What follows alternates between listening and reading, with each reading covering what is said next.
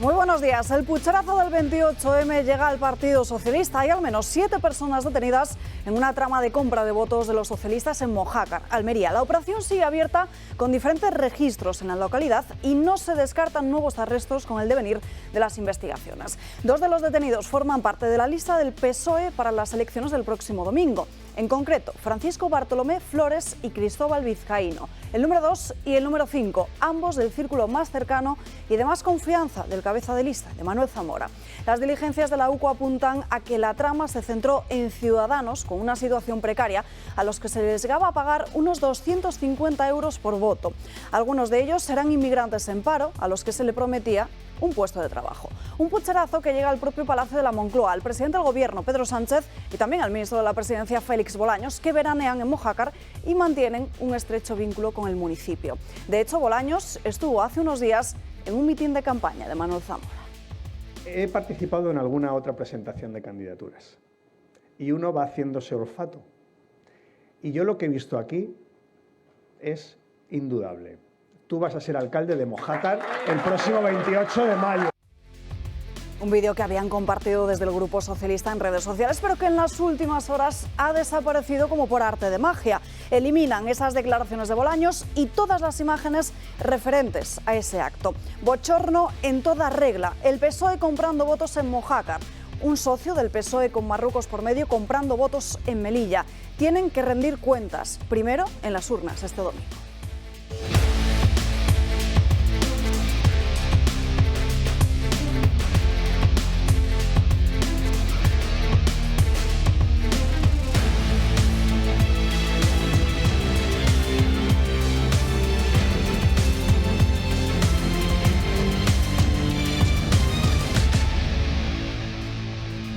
Penúltimo día de campaña electoral de cara a este 28 de mayo, a esas elecciones municipales y autonómicas, un tanto agitado por todas esas detenciones que se están produciendo, las operaciones policiales que siguen estando abiertas a esta hora. De hecho, en el día de hoy no se descartan más arrestos e incluso en algunos otros puntos, como pueden ser en Barcelona o en Badajoz. Pero también tenemos que hablar de muchos más asuntos aquí hoy en Dando Caña, así que quédense con nosotros a lo largo de las próximas 2 horas, porque por aquí van a pasar también hoy muchos candidatos a diferentes ayuntamientos en España. Saludamos a los invitados que nos acompañan hoy. José María Francas, muy buenos días. Pues muy buenos días. Pues mira, yo con las televisiones, hombre, había un cierto en la 1, un cierto repaso del debate de él por la noche, que fue un cierto guirigay también, lo intenté seguir, pero no, la verdad es que tengo que reconocer que no aguanté la hora 55 minutos a la que me iba a someter a castigo. Después, si quieres, comentaré alguna cosa porque me sorprendió alguna cosa, pero sobre todo esta mañana y en Televisión Española más, el tema de Melilla, Mojácar y compañía es muy interesante porque de ahí sale un análisis por parte de los representantes periodísticos del entorno de izquierdas de que España tiene el mejor sistema de elección del mundo, o casi el mejor, con alguna excepción que es eso que ha pasado, y que es una excepción puntualísima y que, fíjate si está bien preparado el sistema, que lo ha detectado y lo ha corregido. Hombre, cuesta que digan eso, en parte sabiendo que hay condenados por eso hace años. Entonces, como mínimo no será una cosa tan excepcional ahora, como mínimo será una excepcional histórica. Si tú sabes que hay condenados por la compra de votos, y además en Melilla, y no has hecho nada, no sé de quién será culpa, pero mía no es. O sea, como mínimo será culpa del que ha mandado y podía hacer durante esos años. No sé cuántos han mandado, solo pueden haber mandado 2, pero como mínimo esos 2 no han hecho nada, ¿no? Como para defender que el sistema español. Y por cierto, ha entrado un experto que suele entrar mucho en la televisión española, un tal Orriols, que a ti te sonará, un experto en el tema ¿Pero cómo has dicho que se llama? Orriols. Creo que es politólogo, sabe cosas, que es muy del entorno de la 1, de la Sexta, etcétera, o sea, que de derechas no debe ser. Pero ha explicado que el sistema español fallaba por una cosa hace mucho tiempo, que es porque el voto no es secreto. Y entonces ha explicado que además él y muchos politólogos le van insistiendo mucho tiempo y nadie les hace caso, que es el tema de las cabinas. Y ha dado un argumento que me parece interesante, que es: si tú no es obligatorio usar la cabina, el que usa la cabina queda de cara a los posibles que han comprado tu voto, queda claro que les vas a traicionar, con lo cual te están coaccionando. Es decir, todos tendrían que pasar forzosamente por cabina. Me ha parecido una cosa de sentido común si realmente hay redes de compra de votos, pero que tampoco nadie hace nada para que eso adelante. Según este hombre, yo no lo sé, en la mayoría de países es obligatoria la cabina, usar la cabina.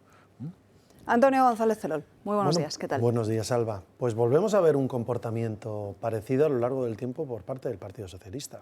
Tito Berni nos ha recordado las fotos de Luis Roldán, y esto han logrado taparlo a lo largo del último mes y medio para que no se hable de esto durante la campaña. Si Tito Berni hubiese sido del Partido Popular, hoy seguiría abriendo todos los periódicos, los telediarios y las portadas, ¿no? Incluso internacionales. Ahora vemos la compra de votos, y la compra de votos, por desgracia, ya han sido condenados con anterioridad en otros pueblos de España, como por ejemplo en Carboneras, en la propia Almería, por comportamientos de este tipo. Si importante es lo que conocemos, desgraciadamente quedan ya pocos días para una jornada electoral que puede haber sido trucada a través de este comportamiento por otros miembros del Partido Socialista, que parece que han replicado esto en distintos puntos. Se está hablando de Barcelona, se está hablando de Badajoz, no se habla de la Comunidad de Madrid, pero podría ser. Pues yo a la gente lo que le animo es que el próximo domingo salga a votar, que vaya a votar, que si tenía esa comida que tenía en Segovia, o que la tenía en Ávila, o que la tenía en Illescas, que estamos para pocas tonterías, porque el domingo hay una moción de censura a Pedro Sánchez. Y las peores artes yo las estoy sufriendo en Alcorcón, Alba, tú lo has visto. Ya no solamente son pintadas con amenazas de muerte, ya no solo es que no me dejan hacer actos públicos en parques con una paella popular al mismo tiempo que asociaciones afines sí que se lo permiten hacer a pocos metros de donde lo quería hacer yo. Es que incluso ya llegan hasta la propia Comunidad de Madrid. El martes tuvimos la visita en Alcorcón de Isabel Díaz Ayuso. Dijimos en un primer momento que íbamos a hacer el acto en un sitio que son las explanadas de los Castillos de Valderas, y aparecieron grafitis, otra vez, Ayuso asesina, Ayuso te vamos a matar. Esto es, evidentemente, obra, no sé si de un partido concreto, pero desde luego de gente de la extrema izquierda más radical, que el otro día se reunían en Alcorcón, las juventudes antifascistas, y gritaban mi nombre, coreado por el candidato de Podemos al Ayuntamiento de Alcorcón y secretario general de Podemos en la Comunidad de Madrid, Jesús Santos, que no es el candidato de ganar Alcorcón o ganar no sé qué, sino de Podemos, que coreaban mi nombre diciendo que me van a echar a patadas de Alcorcón. Esto es la izquierda democrática en este país, la de la compra de votos, la del Tito Berni, la de arengar a los extremistas para que nos echen a patadas. Sí, yo creo que hay otra manera de hacer política, y es la manera que es metiendo el voto en la urna el próximo domingo. Sin duda. Enrique Calvet, muy buenos días, ¿qué tal? Buenos días a toda esta ilustre mesa y a los pacientes que nos, o que por lo menos a mí me escuchan y me aceptan en sus casas. Como siempre agradezco por las muy diversas muestras de adhesión y gozo de este programa. Desde la Plaza de Toros de las Ventas, los bares y tal, se me acerca gente que tiene hasta la amabilidad de decir que hasta ni yo les aburro. Así que eso es mérito de doña Alba Vila. En cuanto a lo del voto, hemos vuelto a aquella cosa muy conocida, ¿no?, de las elecciones que se daban en el siglo XIX, ¿no?, en que, pues, por supuesto, el cacique y el capataz acompañaba a todos los peones y le daba un sobrecito para que votaran. Entonces, un peón que sabía leer, que era difícil, pues abre el sobrecito para decir, hombre, voy a ver a quién voy a votar. Y viene el capataz, le pega una torta y dice, ¿tú no sabes que el voto es secreto?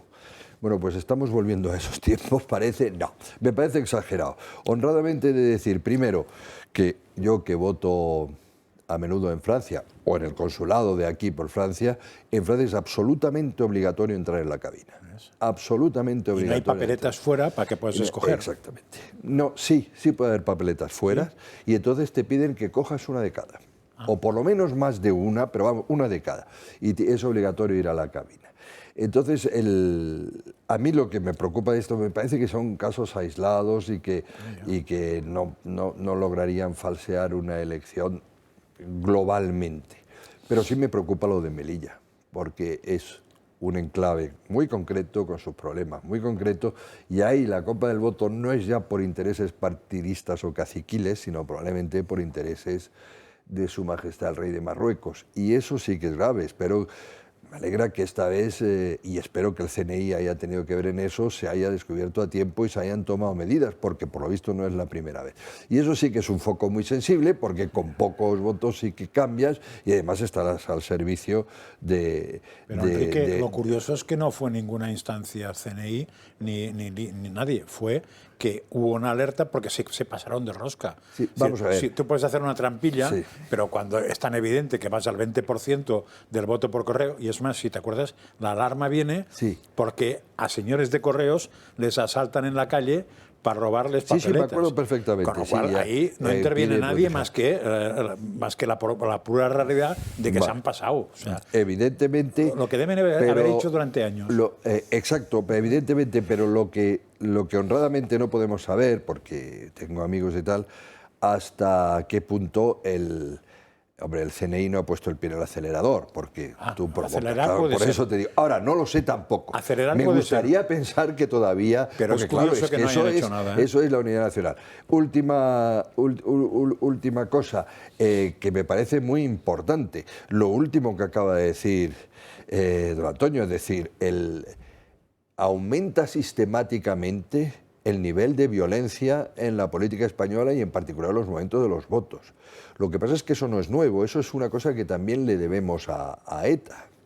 ETA hizo que hay que ver, porque claro, llevamos años, hay que ver lo que es ir a votar en determinados barrios de San Sebastián o en los valles. ¿Quién te acompaña? ¿Cómo sabe todo el mundo? Es decir, no se dan condiciones democráticas en dos regiones españolas, ¿eh? Y es una violencia sorda que abusa de cuando no fue sorda y sí fue cruenta, y eso sin embargo nadie lo quiere acometer, ¿no? Sí, pero yo no lo centraría solo en País Vasco y en un tema de ETA, sino que yo te puedo asegurar que en ciudades... No, yo he dicho Hispano-Cataluña también, ¿eh? No, ni en Cataluña tampoco. En ciudades muy interesantes de cinturones de grandes urbes como son Sevilla, Zaragoza, Barcelona, Madrid, ciudades muy de izquierdas, el ir a votar según que, sabiendo que la Junta de Vecinos te está observando, cuesta mucho. Esa es la experiencia de don Pues Antonio. es precisamente, vamos a hablar de este asunto del fraude electoral, Mojácar, porque ayer conocíamos a primera hora de la mañana a través de la agencia EFE esa noticia de que se producían 4 detenciones, hasta 7 llegaron a practicarse en el día de ayer. El número 2 y el número 5 de la candidatura del Partido Socialista son algunos de los detenidos. Vamos a ver en qué consistía esta trama y cómo funcionaba. Ya lo advirtió Pedro Sánchez, el futuro es el voto por correo. Solicite desde ya el voto por correo. Es muy sencillo, es seguro. El voto por correo ha sido en Estados Unidos la palanca del cambio. Y tanto que puede cambiar la política española por los votos emitidos por correo, sobre todo si estos votos están presuntamente comprados, algo que parece que está sucediendo en España. Y es que aunque la mirada se puso en Melilla al ver las eternas colas en las oficinas de correos, ahora la hemos tenido que desviar a Almería. Una trama que conforme pasan las horas vamos conociendo más datos. Ayer la policía detuvo a 7 personas en Mojácar y 2 de ellas iban en las listas del PSOE. Según una investigación, el Partido Socialista compraba allí votos de inmigrantes por valor de 200 euros y a su vez ofrecían comisiones de 50 euros a aquellos que consiguiesen más personas dispuestas a cometer un fraude electoral como este. Algo de lo que, según fuentes policiales, la Guardia Civil tiene hasta grabaciones. Y es que los socialistas de este municipio almeriense lo tenían claro, necesitaban 500 votos para conseguir la alcaldía. Además, los investigadores de la UCO encontraron cientos de papeletas y censos durante los registros. A todo esto hay que recordar que uno de los detenidos, Francisco Bartolomé Flores, número 2 de la lista, es hijo de un ex senador y participante en casi una decena de sociedades dedicadas a la construcción. Un hecho que tal vez a los de Almería no les sorprenda, porque hay que recordar que en el año 2020 el PSOE ya fue condenado por la compra de votos en las elecciones municipales de 2007 en Carboneras. Quizá por eso decidieron recordar que las penas de prisión por cometer tal fraude electoral se elevan hasta los 3 años. Una trama que de nuevo salpica al mismo partido de siempre, al Partido Socialista. Y además está publicando Pablo Muñoz en ABC como la documentación intervenida y los registros que se han practicado en las últimas horas confirmarían ese fraude, y además nos dan más detalles de cómo funcionaba esta trama, que nada tiene que ver con cómo funcionaba en Melilla. Las personas que compraban ese voto, pues acompañaban a los votantes a que depositaran esa papeleta con el voto efectivamente que ellos querían, en este caso el del Partido Socialista. Es decir, que no había en ningún momento intermediarios, les acompañaban a la oficina de correos y al salir era cuando pues o bien les daban esos casi 100, 250 euros o bien les ofrecían un puesto de trabajo, porque en su mayoría estábamos hablando de personas inmigrantes que no estaban que no tenían un puesto de trabajo. Como decimos, es esa la diferencia fundamental con la situación en la ciudad autónoma, según ABC. Ese pago se producía a la salida porque en un primer momento ya habían pactado esas condiciones. Una vez que ya se les pagaba o ya se acordaban que iba a tener un puesto de trabajo, una vez que el Partido Socialista ganase en las urnas, les invitaban a correr la voz entre compañeros o amigos para que también hicieran lo mismo. Fue así como se supo, porque un ciudadano al que también le dijeron que le compraban el voto, se negó a hacerlo y denunció. Pero acaba de decir el vídeo, supongo que es verdad, que ya en Carboneras ya había condenados en su momento, con lo cual ya tenemos más precedentes. Exacto. Lo digo porque lo que se decía esta mañana es que ya he dicho que eso no, en fin, que España era pura y virgen en el tema de todo eso y que era una cosa nueva. Yo la pregunta que me hago, que no tendrá respuesta, con lo cual es absolutamente retórica y gilipollesca a la vez, es si no llega a ser por Melilla, ¿esto lo hubiéramos sabido? Ya. Y tengo mis dudas. Por ese lado. Pero si yo ni me enteré de que ya en Melilla había sucedido y tal, o sea que evidentemente hay una intención de tapar esas cosas hasta que, como usted dice, exageran. Aún y con eso yo creo que fuera de Vascongadas y de Hispano-Cataluña, en grandes números, razonablemente, yo creo que se puede, grandes números, por ejemplo, una general, se puede estimar que el voto más o menos refleja lo de los votantes. El problema, como he dicho, puede ser local, pero el problema absolutamente real es que aparezca el máximo responsable de eso y diga el voto es seguro. Hombre, eso no, pues mire usted, pues usted lo ha hecho inseguro entonces, o sea, que haga el favor de dimitir, porque claro, es todo lo contrario, como acabamos de ver, y animar al voto secreto cuando no eres capaz de gestionarlo, digamos que no sea mala voluntad, cuando eres capaz de gestionarlo, eso me parece gravísimo. Es decir, este hombre se basa en la mentira, hasta en estas cosas, hasta para disimular su incompetencia. Una pregunta, que ahora me va a contestar muy bien Antonio porque lo tiene que saber. Eso de que tienes que llevar el DNI, que es elemental, pero el DNI con el sobre, ¿a dónde lo llevas? Cuando uno solicita el voto por correo, sí, uno tiene que ir a la oficina de correos o bien puede solicitarlo de forma telemática a través del DNI electrónico. Cuando solicitas ese voto por correo, sí, pues una persona llega a tu casa, el cartero llega a tu casa y te pide el DNI para entregarte la documentación. Sí. En esa documentación está un papel con tus datos, a la mesa a la que se dirige tu voto, el sobre con la papeleta que eliges, pues dependiendo del ayuntamiento, pues Partido Popular, PSOE, Vox, la que tú elijas, y luego hay otro sobre que es el que va a la presidente o al presidente de la mesa electoral.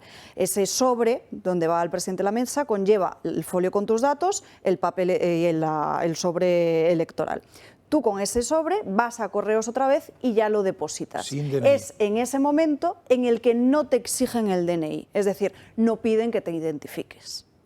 O sea, que puedes votar tú en casa, me das el sobre, yo pongo otro, me voy allí, arreglado. O puedo yo hacer que toda una comunidad, de lo que quieras, pidan voto por correo cada uno y cuando legan yo mismo lo apaño eso tiene y lo leo. Y eso ha pasado siempre. Dos fallos gigantescos y ahora mismo dos fallos gigantescos. Primero, que no lo pidan, y segundo, no puede reposar eso sobre un cartero. Tiene que reposar sobre una persona juramentada, un fedatario público. Pues es decir, la primera fase incluso ya no es el cartero, ¿qué va a hacer? ¿Va a comprobar de verdad el DNI? No sé qué. No, eso tiene que ir el equivalente de un notario, un representante de la Junta Electoral que esté juramentado, mi opinión. Bueno, esto se llama reformar la ley electoral de régimen general y es evidente que a la luz de que echa la ley, echa la trampa, va a haber que reformarla en esta y en otros aspectos. Sí, desde luego. Porque recordemos que cuando pactan Partido Popular y Partido Socialista la nueva ley electoral, la idea era que no pudiese haber inauguraciones durante el periodo de la precampaña, que no se financiasen campañas de publicidad en medios privados. Pero claro, todo esto ha ido corriendo a tal velocidad que tú ahora las redes sociales multiplican más el mensaje que muchos periódicos en los que puedas meter publicidad. Y la realidad es que yo puedo decir que en Alcorcón, pero por poner un ejemplo de un municipio gobernado por la izquierda, están utilizando las redes sociales engordadas artificialmente a través de su propia actividad política durante estos 4 años, incrementando el número de seguidores. Sus redes privadas las utilizan para seguir inaugurando cosas en Alcorcón, que es soslayar la ley porque no pueden hacer publicidad en medios privados porque la idea era que no pudiera hacerse publicidad. Claro, cogen un resquicio de la ley y utilizan sus redes privadas, que insisto han sido engordadas por su actividad pública y por tanto son sus perfiles públicos en Instagram, en Facebook y en Twitter. En la precampaña no pueden meter dinero y luego en la campaña la ley sí que les autoriza meter publicidad durante esos 15 días. Pero claro, con 25.000 seguidores que han conseguido no por el hecho de ser de Podemos o del PSOE, sino por el hecho de haber sido concejal de seguridad o concejal de limpieza y que la gente interactúa con ellos en su responsabilidad como cargo público. Es decir, son sus perfiles públicos. No es como Antonio González Terol, sino como si yo tuviera un perfil, que es lo que tienen ellos, de diputado nacional. Y que estuviéramos en el gobierno y que por tanto la gente interactúa conmigo y doy respuesta a sus necesidades. Entonces utilizan esa red. Es decir, han soslayado la ley para seguir haciendo publicidad e inauguraciones para comprar votos, que es otra manera. Yo estos días estoy conviviendo con que lo que no se ha hecho en toda una legislatura era hay jardineros por todos lados, hay barrenderos por todos lados. Hablas con los sindicatos y te cuentan, no, es que acaban de contratar a 50 más durante 3 meses, curiosamente en medio del periodo electoral. Eso debería de estar prohibido por la ley y la ley no lo prohíbe. Bueno, se están inaugurando estos días parques de no sé qué historia. Inaugurando. Pero la ley te dice, no puedes hacer publicidad en medios privados, porque no existía la manera de hacerlo en medios particulares hasta ahora, pero ahora resulta que las redes sociales son un canal más intensivo que La Razón, El ABC, El Mundo o El País. Pero al igual que el propio Pedro Sánchez, que no debería usar los mítines del Partido Socialista para anunciar lo que se va a aprobar el próximo martes en Consejo de Ministros. O la sede del Palacio de la Moncloa para dar un mitin electoral, Exacto. que por eso ya fue condenado. Es decir, hay tantas cosas que reformar de la ley electoral, pero ¿quién, curiosamente, se lo está saltando? De todas formas, hay nervios en el Partido Socialista, por lo menos con esta cuestión del fraude electoral en Mojácar. De hecho, ha sido el propio Partido Popular de Andalucía el que le recordaba al Partido Socialista un vídeo que hasta hace unas horas lo tenían los propios perfiles en diferentes redes del Partido Socialista. Un vídeo de Bolaños en Mojácar. Dice el PP, os ha desaparecido de vuestras redes después de las detenciones. Este es el PSOE de siempre actuando contra la libertad de los andaluces. Vean el vídeo. Y porque nuestro fundador decía que nuestras ideas, las ideas socialistas, son las mejores, pero no se deben amar en silencio, se deben difundir. Y para difundirlas hace falta gente valiente, como estos compañeros y como estas compañeras, que van a defender las ideas del Partido Socialista por Mojácar en todos estos días, para que Manolo sea el alcalde. Por tanto, gracias de corazón, compañeros, compañeras, por poner vuestro tiempo, por quitárselo muchas veces a vuestras familias, a vuestros hijos, a vuestros maridos, a vuestras mujeres, porque merece la pena. Desde luego que el proyecto que tenéis entre manos merece la pena, Manolo. Y Manolo, tú me has puesto deberes, en justa correspondencia, algo también tendré que decir yo. Mira, he participado en alguna otra presentación de candidaturas y uno va haciéndose olfato. Y yo lo que he visto aquí es indudable. Tú vas a ser alcalde de Mojácar el próximo 28 de mayo. He empezado antes. Bueno, pues eso son las palabras de Félix Bolaños en ese mitin con Manuel Zamora, que es el cabeza de lista del Partido Socialista Mojácar, que ahora no están en las redes sociales.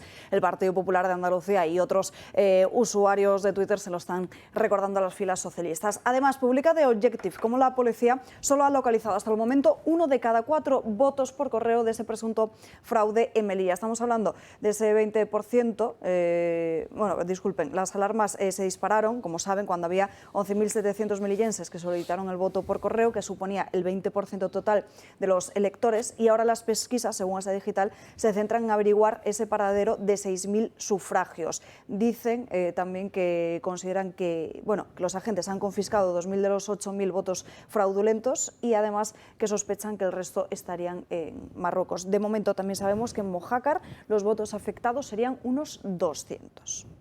Y la pregunta que hacías ayer, que es qué había pasado con los 900 que se habían depositado en correos, la delegada del Gobierno ha dicho que nada, que no se pueden echar para atrás porque sería quitar el voto a alguien que lo puede haber hecho bien, con lo cual se van a contabilizar los 900 o los 800 y muchos de los que se hablaba ayer. Calvet. Sí, yo creo que ahí hay que decidir cuál es el peor mal, y el peor mal es que por 10 que lo hayan hecho bien, 100 estén trucando las elecciones. Yo no sé cómo la Junta no decide anular los votos por correo, si acaso ahora abriendo un día más en ese lugar especial, que como a veces se permite que las mesas, porque ha habido inundaciones, un día más para que vuelva a hacerlo el que quiera, pero eso no lo entiendo muy bien. Pero ahora, supongo que no sería un día más, porque tendrías que volver a enviar todo eso a los distintos domicilios para que ellos hagan y vayan, esta vez con carné. Entonces, supongo que esto ya no es un día, sino que es más. Pero fijaros el caso de Mojácar, que es llamativo, porque el censo de INE son 7.257. Ponle que con derecho a voto, que pueden ser 5.000 personas, ya han pillado 200. Es que a lo mejor estamos hablando de que un concejal... 7.200 es el número total de población. El censo electoral, 4.200. Eso es lo que te he dicho. 7.257 el INE, he dicho 5.000 tirando por lo alto con derecho a voto. 4.000. 200 es un 5%. Sí, sí. Es que es un concepto. Es justo la cantidad de votos que hace falta para tener entrada en un ayuntamiento, el 5% de Bueno, fíjate que lo que ponía la información increíble, ¿eh? Es que el PSOE decía que le faltaban 500 votos. Sí, pues mira, pues esto es un concejal más para un lado. Uno o dos. Una mayoría a favor del Partido Socialista. 500 es más de un 10%. Ellos no quieren conseguir 3.000 votos. 500 es más de un 10%, ¿eh? Pues son 4.200 y el PSOE dice que le faltaban 500. No, pero han dicho 200 votos de que han encontrado 200, claro. Sí, pero que buscaban 500. Claro, pues fíjate, 200 el objetivo eran es el 500. 5%, 500 es el 12,5%, por eso, 13%. con 500 cambias todo, ¿eh? No, claro, cambias totalmente, son 3 concejales completos. Claro, es de lo que estamos hablando, es un tongo, Bueno, pero y eso alguien me asegura a mí que no ha pasado, pues o ese que no es el está problema. pasando en más modus sitios. operandi, si se está investigando en Badajoz, en Barcelona, esto es cosa de determinados personajes del Partido Socialista en puntos muy concretos, o una directriz dada por el Partido Socialista para que se haga en sitios donde la cosa esté pendiente de un hilo. Yo creo que no se habrán atrevido de dar esa directriz, porque como salga a la luz pública lo veremos, que has dado esa directriz, ahora la policía me parece que es más de pícaro. Yo iría más al asunto de que en las listas municipales, desgraciadamente, hay de todo. Hay gente muy buena que está dispuesta a preocuparse por su ciudad y hay gente muy cara que lo que quiere es otra cosa. Bajo las siglas que pueda, porque entran en las que pueden, y después a partir de ahí hay gente que, como tiene una vida muy pícara en todo, pues también tiene una vida pícara en los votos. Pero no, de entrada me costaría asociar las siglas. Hombre, si se asociara siglas tendríamos un grave problema. Pero Francas, que decir, esto es como los casos de corrupción. Un caso de corrupción política en un pueblo es un caso de corrupción política puntual. 7 casos de corrupción política enlazados con el mismo objetivo es un caso de corrupción global de un partido. Sí, ya claro, es que al final estamos hablando del PSOE en Mojácar y el PSOE Oye, en Melilla. hay una trama. Sí, al menos hay un modo... Contestando a lo que decía antes José María, Josep María, Da igual. que es complicado ampliar, etcétera.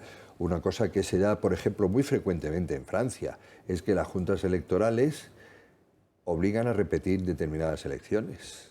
En Córcega se da mucho porque urnas acaban en el mar y cosas de estas. Obligan a repetir elecciones. Pues se podrían repetir en Melilla perfectamente. Totalmente. Y eso está en la facultad. Sí. O por lo menos suspender el voto por correo y que se haga de otra forma.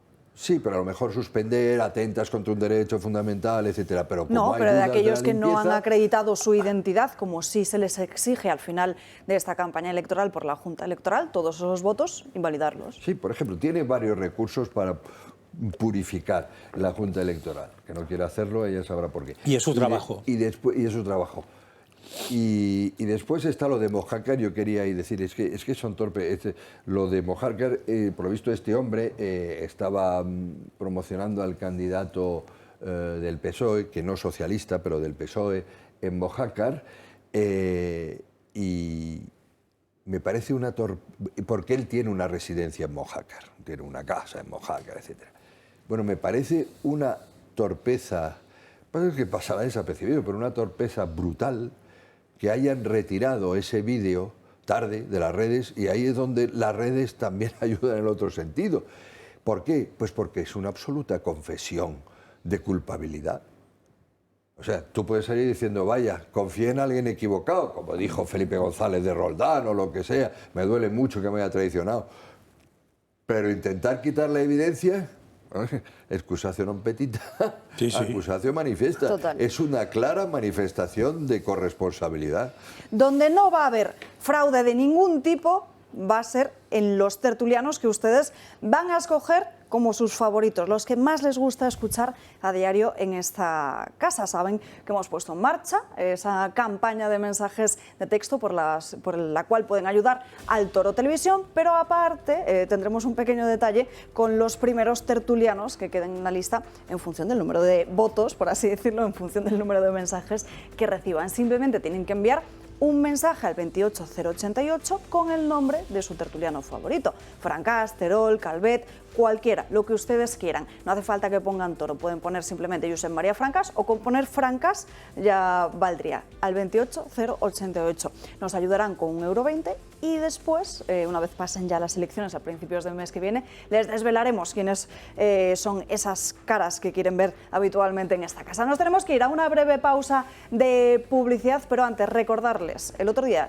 estuvo en El Gato al Agua Isabel Díaz Ayuso, nos dejó unos cuantos titulares que ya analizamos en el día de ayer. Hoy, Rocío Monasterio. Solo queda Vox para defender al hombre, a nuestros hijos varones, para defender mujeres fuertes, valientes, para acabar con el adoctrinamiento en los colegios. Con convicciones poderosas y con principios se puede llegar lejos.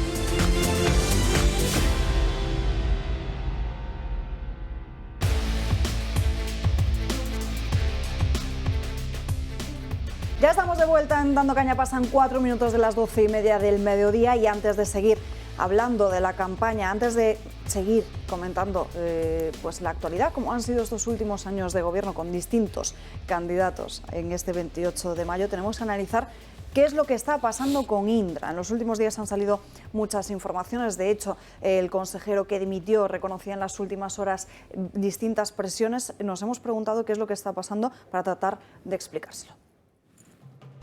Que Axel Arenz, hasta ahora consejero de Indra, haya comunicado que abandona no es fruto de la casualidad.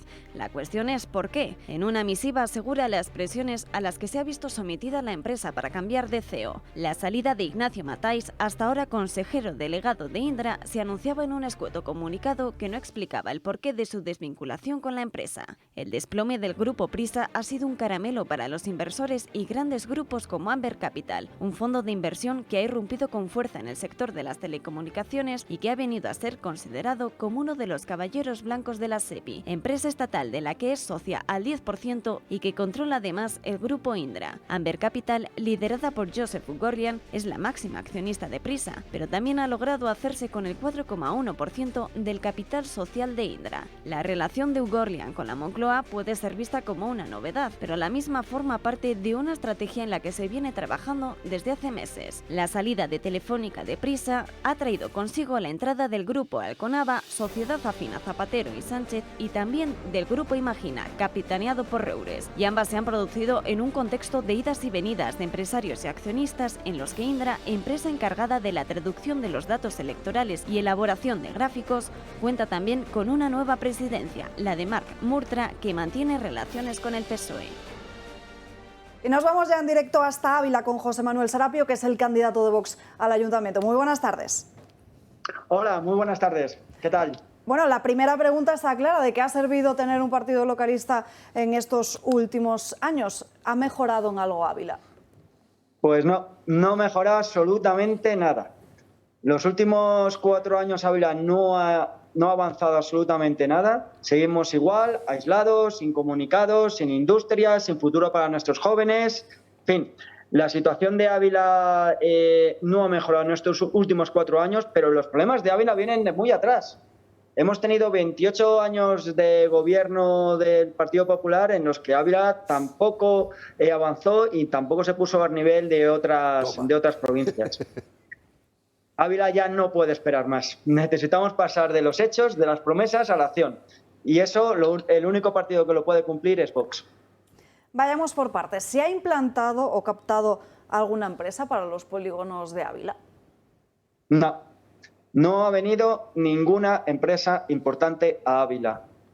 Nuestros polígonos están prácticamente abandonados. De hecho, el polígono de Pico Lozano prácticamente se ha convertido en un vertedero. Hay imágenes de cajas y cajas y basuras apiladas. Hay más de cerca de 50 naves abandonadas. No conseguimos industria. Ávila, debido a la dejadez y a la desidia de los partidos políticos que nos han gobernado a todos los niveles, y me da igual que sean azules, rojos o amarillos, ha perdido su industria. Ha perdido su industria y con ella ha perdido el futuro para sus jóvenes. Ha perdido que las personas podamos realizar nuestra vida, podamos llevar a cabo nuestros proyectos de vida en Ávila. Ávila es una ciudad maravillosa para vivir, con un indudable atractivo turístico, pero necesitamos también de una industria potente. Necesitamos industria para poder tener trabajos de calidad. Ha perdido su industria, hacía también referencia a los jóvenes. Esta pregunta la vengo repitiendo todos los días y es ¿qué propone su partido político para que los jóvenes no se marchen de Ávila? Porque está sucediendo en muchas ciudades a lo largo de España que al final se está viendo cómo las ciudades se están vaciando porque sus jóvenes prefieren irse a otros sitios principalmente y sobre todo para buscar trabajo, y precisamente donde encuentran trabajo es donde luego también forman una familia. ¿Qué proponen ustedes? Esa es la clave. Me lo han dicho perfectamente. El problema que tenemos en Ávila es que no tenemos trabajos de calidad. Para ello necesitamos atraer industria. Necesitamos industria, necesitamos que nuestros polígonos se llenen de empresas que ofrezcan trabajos de calidad a nuestros jóvenes, para que nuestros jóvenes puedan desarrollar sus proyectos de vida en Ávila. Y sobre todo, necesitamos dejar de estar incomunicados. Yo, de verdad, que lo digo mucho y la gente no me cree. Ávila, que tiene una ubicación geográfica privilegiada, estamos a menos de 100 kilómetros de Madrid, que es el centro económico y neurálgico de España, centro económico y financiero, estamos aislados. Tenemos unos peajes carísimos de la AP6 y la AP51 que hacen que para muchas personas sea imposible ir a Madrid y vivir en Ávila o trabajar en Madrid y vivir en Ávila. Tenemos unos ferrocarriles del siglo pasado y cuando digo esto no exagero, es la realidad. Yo en el año 1999, cuando empecé a ir a trabajar a Madrid, cogía el TRD que viene de Salamanca y tardaba 13 minutos menos en llegar a Madrid de lo que tarda hoy el mismo tren. Con lo cual, en 25 años, no es que no hayamos avanzado nada, es que hemos retrocedido. Es que el problema de Ávila es que estamos yendo hacia atrás. Y es fundamental para nosotros mejorar nuestras infraestructuras, mejorar nuestras comunicaciones terrestres.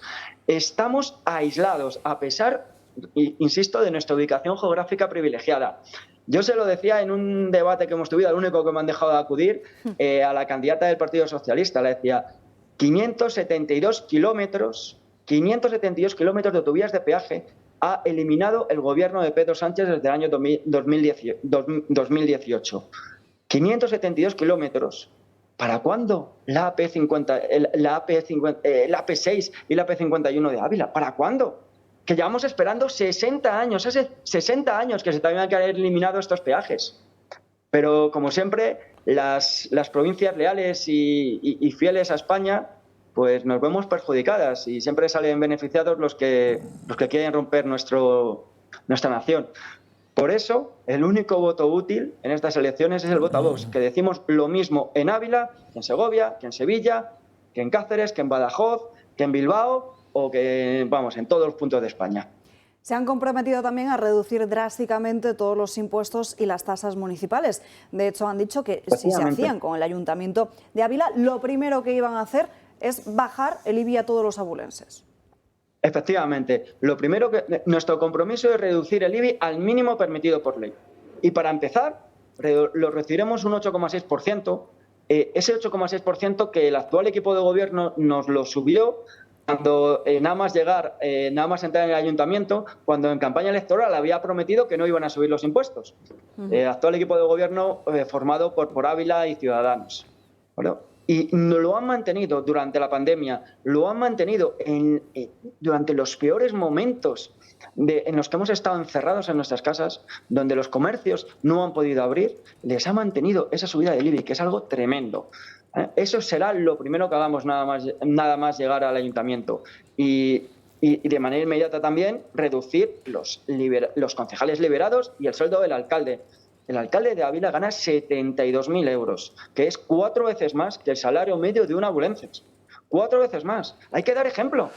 Tú no puedes decir a los abulenses que hay que subir los impuestos porque las arcas están vacías y paralelamente subirte el sueldo. Es que es algo inconcebible. Hay que dar ejemplo y nosotros lo vamos a hacer. Si yo soy alcalde, me reduciré el sueldo un 50%. Porque primero son los abulenses y después ya los sueldos políticos. Pues José Manuel Serapio, muchísimas gracias por estar con nosotros en directo. Le deseamos muchísima suerte este domingo. Gracias. Muchísimas gracias a ustedes. Un fuerte abrazo a todos. Hasta luego. Y vamos a seguir hablando de política autonómica y municipal porque, atención, la entrevista que se publica hoy en el diario El Mundo, en el penúltimo día de campaña electoral. Jorge Azcón, atención a su frase: no descarto un pacto, ofrecer a Lambán un pacto en Aragón. Vox tiene que seguir en la oposición. Asegura también que la polémica con Bildu ha influido menos de lo que debería, que hay gente joven que no conoce el dolor de ETA. Pero fíjense, esas palabras de Azcón, disculpen, en el penúltimo día de campaña, diciendo que prefiere pactar con el PSOE antes que con Vox. Yo voy a decir que ese tío es tonto, pero para no insultar a la gente que no me gusta, diré que ha dicho una tontería, que políticamente no tiene explicación, porque claro, a ver, si este hombre es capaz al día siguiente de pactar con el PSOE para la Comunidad de Aragón, le va a hacer un descosido al PP de tal calibre que se juega las elecciones generales después. Con lo cual no va a pactar con Lambán, ni loco. Que Lambán tampoco aceptaría, probablemente tampoco, pero eso es un problema de Lambán. Con lo cual, decir que se queda en una posición que vas a pactar con la izquierda y la derecha que la zurzan, cuando no te va a quedar más remedio después que pactar con la derecha, está muy bien, porque eso es como ir a pedir la mano de una chica y decirle al padre que la hija que tiene es gorda, imbécil y gilipollas, ¿no? Pues nada, es un planteamiento interesante para que te concedan la mano. Puede ser que te escupan directamente. Terol. A ver, yo me lo habéis oído muchas veces, que yo soy de los que pienso que si es lícito pactar con Bildu, con Esquerra o con el Partido Comunista en España, como está haciendo Sánchez, pues que lícito es gobernar con un partido como Vox. Bien es cierto que desconozco la singularidad. Pero matízalo, porque no vamos a poner en la misma línea. No, por eso. Si lo que estoy diciendo es que si ellos escriben diciendo que los extremistas no pueden estar... A mí me parece que Vox es un partido democrático, con una idea de la nación española, de bajada de impuestos. Hay otras cosas que yo no comparto de Vox, y lo he dicho muchas veces, pero si se puede gobernar con los auténticos extremistas radicales, y lo he dicho una y otra vez aquí, pues también con Vox. Bien es cierto que esto de Vox, o gobernar con Vox, o gobernar con el PP, también depende de con quién, porque no es solo una cuestión de marca. Y yo creo que aquí es donde está el matiz de Jorge Azcón, que lo que viene a decir es que probablemente el candidato de Vox en Aragón y él pues tengan diferencias más allá de lo meramente político. Por tanto, es un caso aparte, no es un caso global ni un caso tal, y eso hay que analizarlo en su justa medida. Yo creo que quien conozca a Jorge Azcón sabe que es un magnífico alcalde de Zaragoza, que ganó precisamente poniendo los principios encima de la mesa, haciendo una batalla feroz a la izquierda más radical que había en Zaragoza, que era Podemos, en este caso, recordémoslo, aquel que se gastaba el dinero municipal en gomina, ¿os acordáis de aquel, no? Bueno, y creo que ha hecho y ha tomado decisiones muy valientes a lo largo de esta legislatura. Ha sido un magnífico gestor y creo que será un presidente fantástico de la comunidad aragonesa. Como digo, yo lo que creo que quiere decir, y voy a releerle sin haber hablado sobre esto con él, creo que es que quiere gobernar en solitario. Todos queremos gobernar en solitario, todos queremos tener mayoría absoluta y todos queremos tener un magnífico resultado. Y luego están las geometrías electorales y lo que decide la ciudadanía, ¿no? Pero yo insisto, pondría en su justa medida la entrevista de Azcón sobre a qué se refiere. No creo que se refiere a un partido, creo que se refiere a determinadas personas. Calvet. Pues yo no estoy esta vez de acuerdo con don Antonio, ya me duele por sacar esto justo antes de las elecciones, pero ya salió ayer por la noche también y voy a repetir y decir, esto no es la primera vez que se dice por parte. Lo ha dicho Borja Samper con Bildu, lo ha dicho Cuca Gamarra, lo ha dicho la de Extremadura, etcétera. Esto es una de las líneas, en mi opinión, que hay en el PP y que evidentemente tiene una difusión amplia. No creo que sea un problema de personalismo. Lo que pasa, en mi opinión, perdone don Antonio, pero es de analista político, yo no, ni el PP ni Vox, como sabe usted, pero mi opinión es que el PP no es un partido. El PP es un conjunto de cacicatos que están defendiendo un tipo de España y un tipo de democracia distinto según convenga al cacicato local. Eso es lo que está pasando y lo que me preocupa muchísimo, porque eso es absolutamente antitético a lo que ha dicho aquí mismo Díaz Ayuso o a lo que dice todos los días. Y ayer aparece Sirera diciendo que se tiene pero vamos, Sirera, el de Cataluña, de Barcelona. Que habrá que tener en cuenta el de Barcelona y tal, el de Barcelona, etcétera. Entonces, esto es gravísimo porque terminas siendo un cómplice absoluto del desguace de España y eso es el mal del PP desde hace mucho tiempo. Esa es mi opinión. Entonces, ¿qué quiere que le diga? Bueno, ahora me criticaré a los que piensan como yo, pero yo creo que la gran mayoría, y los que conozco, por supuesto, del centro izquierda español, democrático y patriótico, digamos, lo que fue el PSOE de la transición, etcétera, y demás, desgraciadamente sencillamente van a ganar porque van a engordar una abstención ya gigantesca. Yo no lo quiero así, yo les recomiendo a todos ir a votar, yo voy a ir a votar y hay manera de no votar a nadie yendo a la urna. ¿Por qué? Porque votar es sagrado, hay mucha gente que ha dado su sangre para que podamos votar. Precisamente, pero después queda el voto en blanco.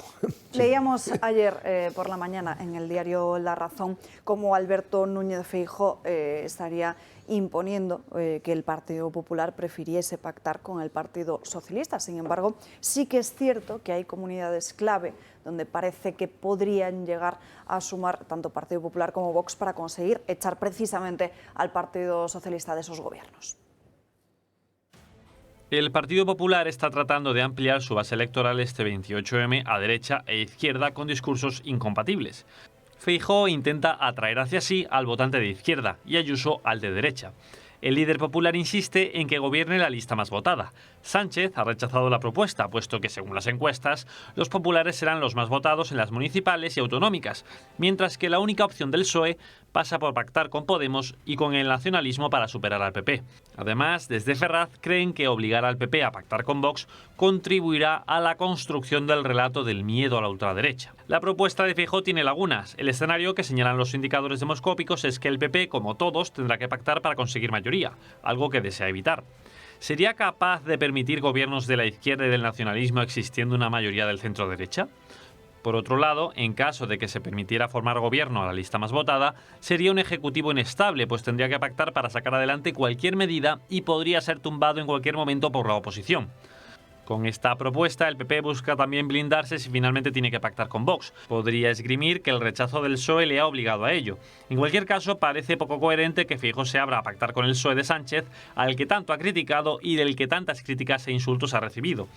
Esta línea la comparten la candidata a la presidencia de Extremadura, María Guardiola, que pone una línea roja en el pacto con Vox, o Juan Jesús Vivas, presidente de Ceuta, que prefirió pactar con el PSOE antes que con Vox y defiende a los partidos pro-marroquíes mientras acusa a los de Abascal de crispar.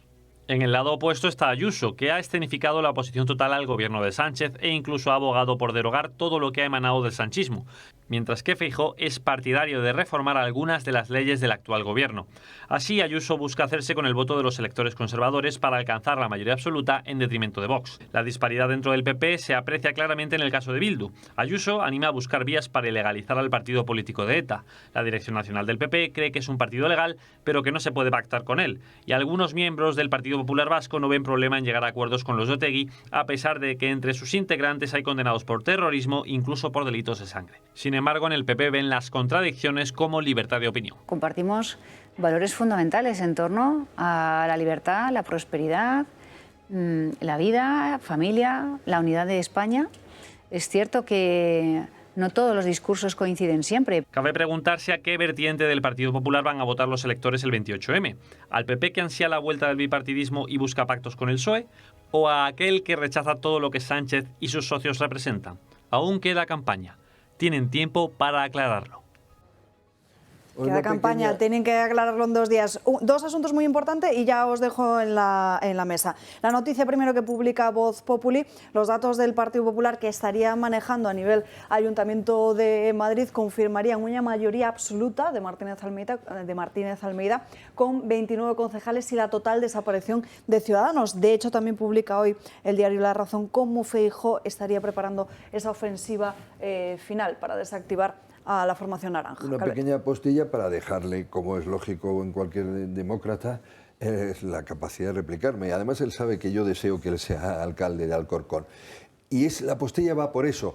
Es que la situación de España es tal que estos son locales y regionales. Entonces ahí sí que debería influir la persona y además deberíamos estar hablando pues, de la sanidad, etc. Pero la situación de España es tal, es que el análisis que yo he hecho es en lo que de verdad todo el mundo, lo ha dicho el propio Antonio, se está jugando, es la moción de censura a Sánchez. Entonces ya la visión es nacional, ya no importa tanto la persona a la cual, sino... Perdona... No, para nada.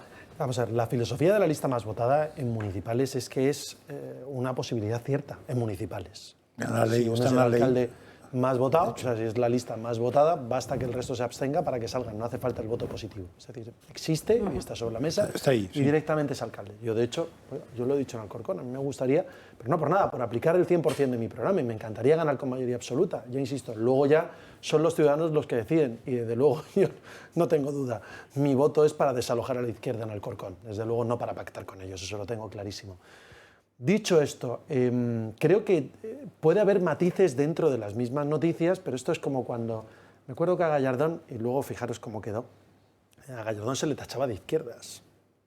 Y él solía decir, yo soy el verso suelto, pero dentro del poema. Bueno, pues yo no sé quién es el verso suelto en este caso, pero os digo que hay un poema único que es el Partido Popular. Decías, hay muchos partidos, Bueno, yo tengo la sensación de que para estar en un partido tampoco tienes que estar de acuerdo al 100% exactamente con lo que se dice. Ya me parece bastante estar de acuerdo al 70% con las personas que tienes a tu alrededor todos los días. Pero en un trabajo estar de acuerdo al 70% con el fin, con los objetivos, sobre todo compartiendo principios y valores, que es lo fundamental, pues yo creo que es más que suficiente. Por tanto, matices en las noticias puede ser, pero yo creo que dicen lo mismo más o menos. Nos tenemos que ir a una pausa de publicidad, pero antes apunten en el calendario. Nos vamos hasta el mes de junio, a los días 21, 22 y 23. Ya lo saben, esas jornadas que se están preparando en el Valle de los Caídos. Como saben, se van a alojar allí, en un entorno muy especial y disfrutarán de conferencias de gente muy querida y muy conocida para todos ustedes. Seguro que algunos salen esos mensajes como tertulianos favoritos al 28088. Xavier Cajo, Esparza, Kaki Minuesa, Julio Ariza, Josep María Francas, Juan Antonio de Castro y muchos más. El miércoles se va a hacer una visita al Real Monasterio del Escorial, además. Así que reserven cuanto antes porque las plazas son limitadas. Llamen a ese número de teléfono que están viendo en sus pantallas, al 91 616 24 64, o si lo prefieren, escribir un correo electrónico a club@eltorotv.eu. Además, dentro del ciclo Mirar la Arquitectura en el Club de Amigos, el próximo jueves 8 de junio, el arquitecto Benjamín Cano nos va a hablar de cómo poder estar en dos lugares a la vez. Es arquitecto, pero también artista polifacético, una sólida trayectoria profesional con más de una treintena de premios en concursos de arquitectura. Participa en bienales de arquitectura y también la inclusión de sus obras en distintas guías, junto también con diversas publicaciones. Todo ello avala el trabajo que viene haciendo desde Cano y Escario Arquitectura, que es un estudio fundado en el 88. El próximo jueves 8 de junio, y en base a 3 de sus obras, nos va a dar la guía para poder conocer y entender y manejar mejor el espacio. Pueden apuntarse directamente en la página web del Club de Amigos, clubdeamigos.eltorotv.com. Ya saben que pueden asistir de forma presencial o por Skype, pero lo único que tienen que hacer es apuntarse. 91 616 24 64. Aprovechen estos 2 minutos de publicidad para llamar y reservar su sitio tanto en el Valle de los Caídos como en esta conferencia interesantísima y para enviar su mensaje, el 28088. Publicidad y seguimos. Seguimos en Dando Caña, 1 en punto de la tarde, y antes de proseguir con este recorrido que estamos haciendo en ese penúltimo día de campaña electoral por las distintas comunidades autónomas, nos iremos hasta la Comunidad Valenciana y la última que hemos conocido de Ximo Puig, Ana Agulló y sus crónicas de manicomio. Buenas tardes, Ana. Muy buenas tardes, Alba. Yo traigo una mala noticia para todos aquellos padres que se encuentren de baja por paternidad y hayan sido llamados a ocupar un cargo dentro de la mesa electoral este domingo, porque no van a poder escaquearse. Así lo ha establecido la Junta Electoral. Ha indicado que esta no es la razón para eximir la obligación de ocupar este cargo, algo que sí que ocurre con el permiso por maternidad. De hecho, la Ley Orgánica del Régimen General Electoral ha establecido una serie de modificaciones a través de varias instrucciones, que la primera se aprobó en el año 2011. La última modificación fue en el año 2018 y establecía justamente este supuesto, el de paternidad, que decía lo siguiente: estarán exentos aquellas mujeres que estén embarazadas de más de 6 meses o incluso cuando estén disfrutando de su baja por maternidad, siempre y cuando lo justifiquen y acrediten con algún certificado médico. Pero aunque no hablaba de ese permiso de baja por paternidad, sí que ampliaba el concepto y establecía lo siguiente: estarán exentos todos aquellos que se encarguen del cuidado continuo y directo de menores de 8 años. Y en función de las circunstancias, también lo estarían aquellos que tuvieran la condición de madre o padre para cuidar de menores de 14 años, siempre y cuando, y aquí viene el quid de la cuestión, la otra persona, el otro progenitor, no pudiera hacerse cargo de este menor. Es decir, esto lo que ocurre es que, claro, lo que hace la ley y lo que ha hecho la Junta Electoral es resolver, porque no solo se atañen a ese progenitor, al otro progenitor que esté, sino también a los abuelos o incluso a otra persona que se encuentre dentro de ese núcleo familiar. Esta modificación que se hizo en el año 2011 ha recibido varias críticas, porque primero no se ha introducido en la nueva ley de paridad ni se ha tenido en cuenta con todas estas leyes de igualdad de género, porque al final sí que tenemos en cuenta que en el año 2011 sí había una diferencia del permiso por paternidad y maternidad, pero ahora ya no existe. Entonces, hay muchos que han considerado esta decisión obsoleta y también discriminatoria. No sé, hombre, parece, es que es totalmente discriminatoria. A ver, a mí me parece de sentido común, claro, porque no es lo mismo la madre que el padre, pero legalmente infumable. Claro. Porque si estamos ahora de moda en que todo es igual, o una de dos, o unos o ninguno. No, pero si tú estás solo, por ejemplo, si tienes una familia monoparental y tienes la baja por paternidad y te dicen que no y tienes que ir, pues me parece injusto. Por eso. Pero el sentido común para mí tiene, pero legalmente infumable. Aunque ese único núcleo familiar sea tan solo el padre, sí, da igual. Por eso. O sea, es que no puede permitirse el hecho de a una mujer sí, pero al hombre porque es hombre no. Por eso. Exacto, eso va contra toda la doctrina actual y toda contra la legalidad y actual, el sentido la de la igualdad, sí, que yo defiendo, por supuesto. Es decir, oye, pues hemos dicho que ya la baja por nacimiento no va a ser una situación de discriminación favorable para la mujer, sino que para los dos igual, porque bueno, eso facilita que en el trabajo se contrate mujer y tal. Muy bien, pues mujer y hombre, en este caso son iguales. ¿Cómo no se le va a aplicar el mismo derecho en cuanto a asistir a una mesa electoral? Ahí el juez me parece que ha patinado, pero que se repute. No, el juez ha ha sido la Junta Electoral y ha aplicado la ley en el sentido estricto de decir, bueno, si no puedes justificar que el otro progenitor no puede cuidar de ese menor, tienes que ir. Y es así. No, pero es que no ha ¿Y dicho una el otro lista progenitor. normativa? Si eres hombre y no puedes justificar, no es el otro progenitor. Si fuera el otro, Claro, no. O sea, tú como si eres hombre hombre tienes y que no puedes justificar, pringas. Si eres mujer Claro. y no puedes justificar, no pasa pringas. nada, No, claro, porque, Pues no porque entonces está no. regulado. Eso es una Está barbaridad. Eso es otra cosa, ¿eh? Hombre, porque está regulado la baja por maternidad y el cuidado de menores de 8 años. Eso sí, luego en las circunstancias de menores de 14, entonces aquí tienes que ver si el otro progenitor puede ir o no. En las de menores de 8 años se entiende el cuidado directo y continuo, pero claro, de los dos, del que tenga la condición de progenitor, abarcan los dos, no es uno u otro. En ese sentido, está diciendo que si uno de los padres puede cuidarle, el otro, por mucha baja por paternidad que tenga, pues se tiene que aguantar. Ya, pero eso...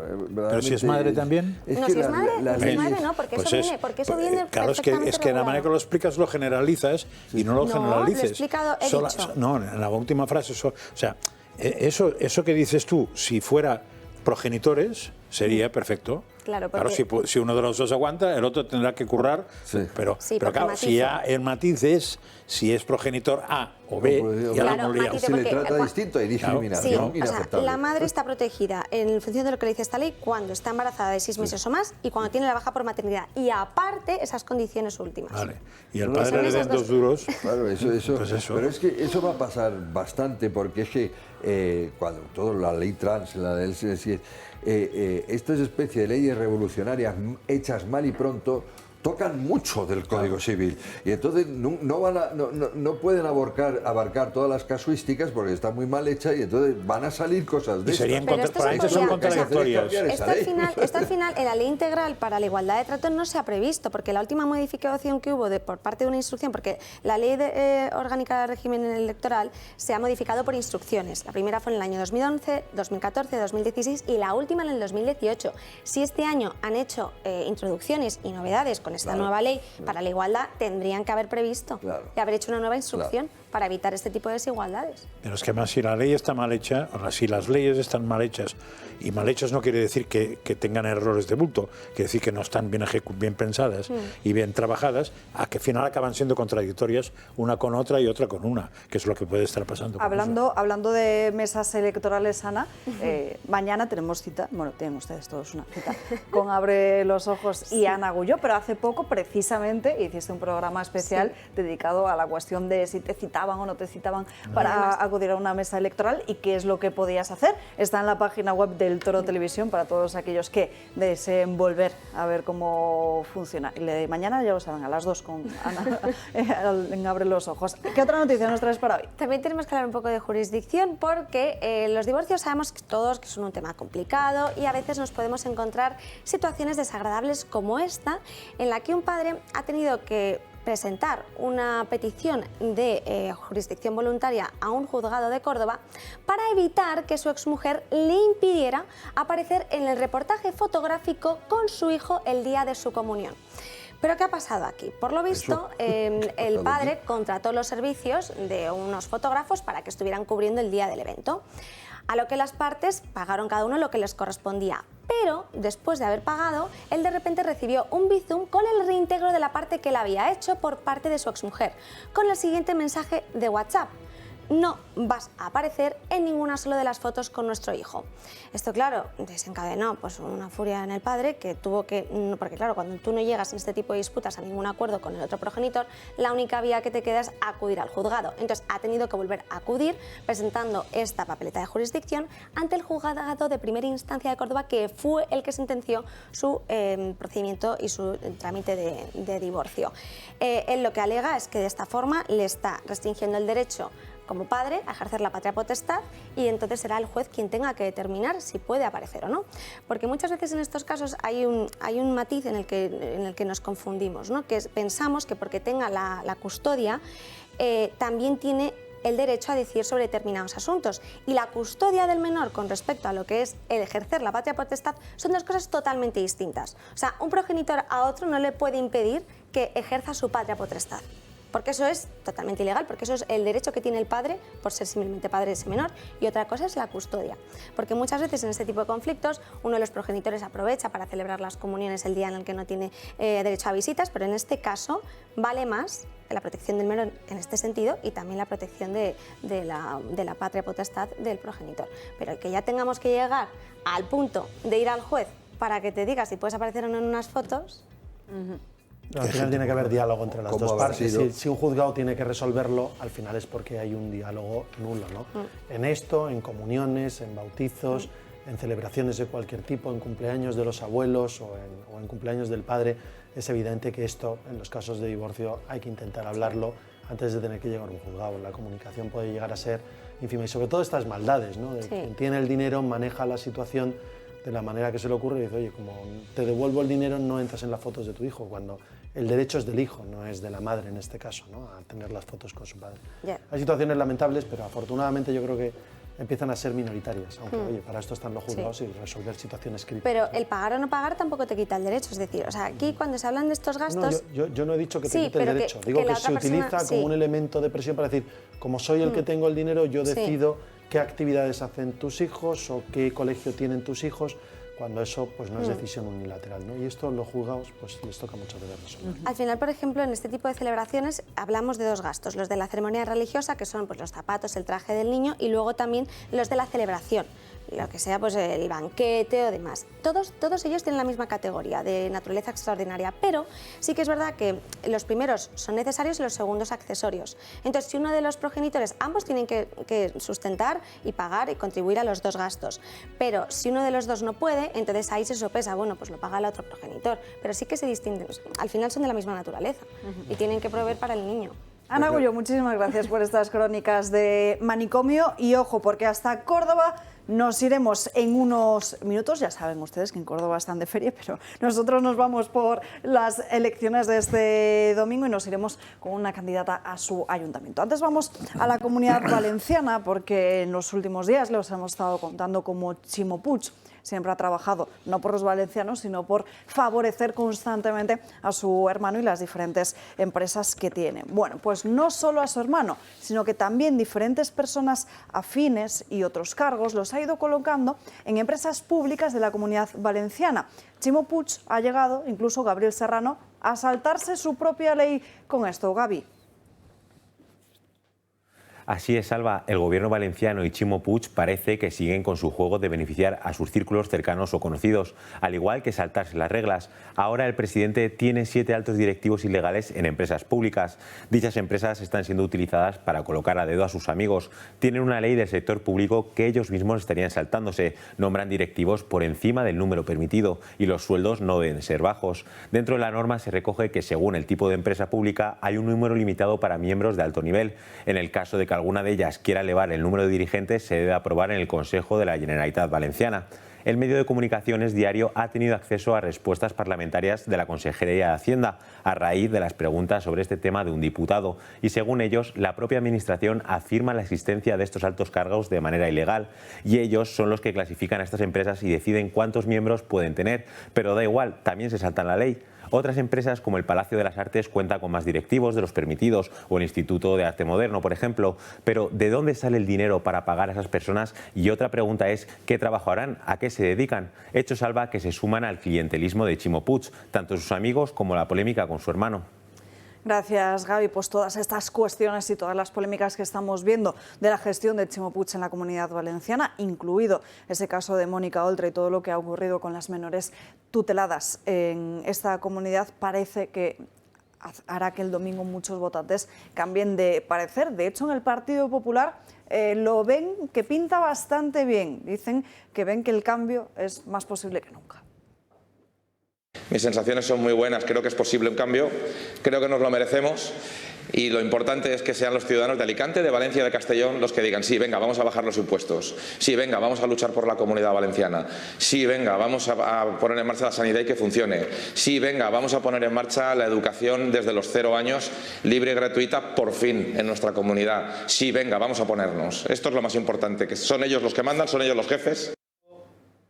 Veremos qué es lo que sucede efectivamente el domingo, pero bueno, sí que es cierto que PP y Vox podrían llegar a tener... Yo soy muy positivo, creo que Ximo Puig no solamente ha cometido gravísimos errores, incluso, pues ya se ha visto, ¿no?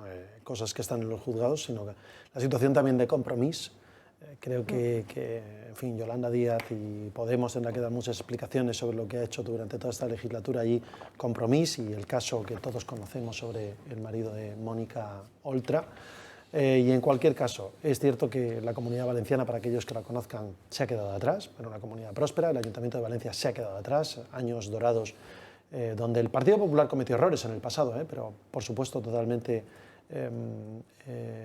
actos puntuales que quedaron ya dirimidos por los juzgados y que se quisieron convertir en una patente de corso para la izquierda. Yo creo que Carlos Mazón tiene la experiencia de haber sido presidente, de ser presidente de la Diputación de Alicante, una persona de la política valenciana solvente, conocido, con ganas, con muchísimas ganas de ganar también y de ser capaz de articular ese cambio junto con María José Catalá, que lo va a hacer también el Ayuntamiento de Valencia.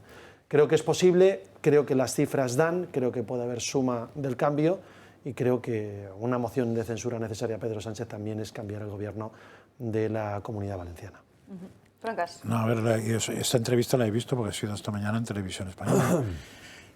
Que por cierto ha sido muy interesante porque toda la primera parte de la entrevista se han dedicado a intentar cascarle por el tema de los votos robados y si aparecía gente del PP, si no aparecía, si tal y si cual. O sea, muy interesante una entrevista electoral donde hasta el final... ¿Le han preguntado sobre todas estas cuestiones de Chimo Puig, las empresas de su hermano, los cargos directivos, las menores tuteladas? Nada. Él ha colocado esto, o sea, por eso digo que media entrevista era para que perdiera el tiempo y a ver si metía la pata, y la otra media entrevista sí. ¿Qué propone usted para Valencia? Esto ya ha sido interesante. ¿En qué televisión? En Televisión A1. Española. Televisión Española. Cuando él ha hablado de reducir impuestos, por ejemplo, una pregunta ha sido ¿cuáles son las 5 primeras medidas que haría?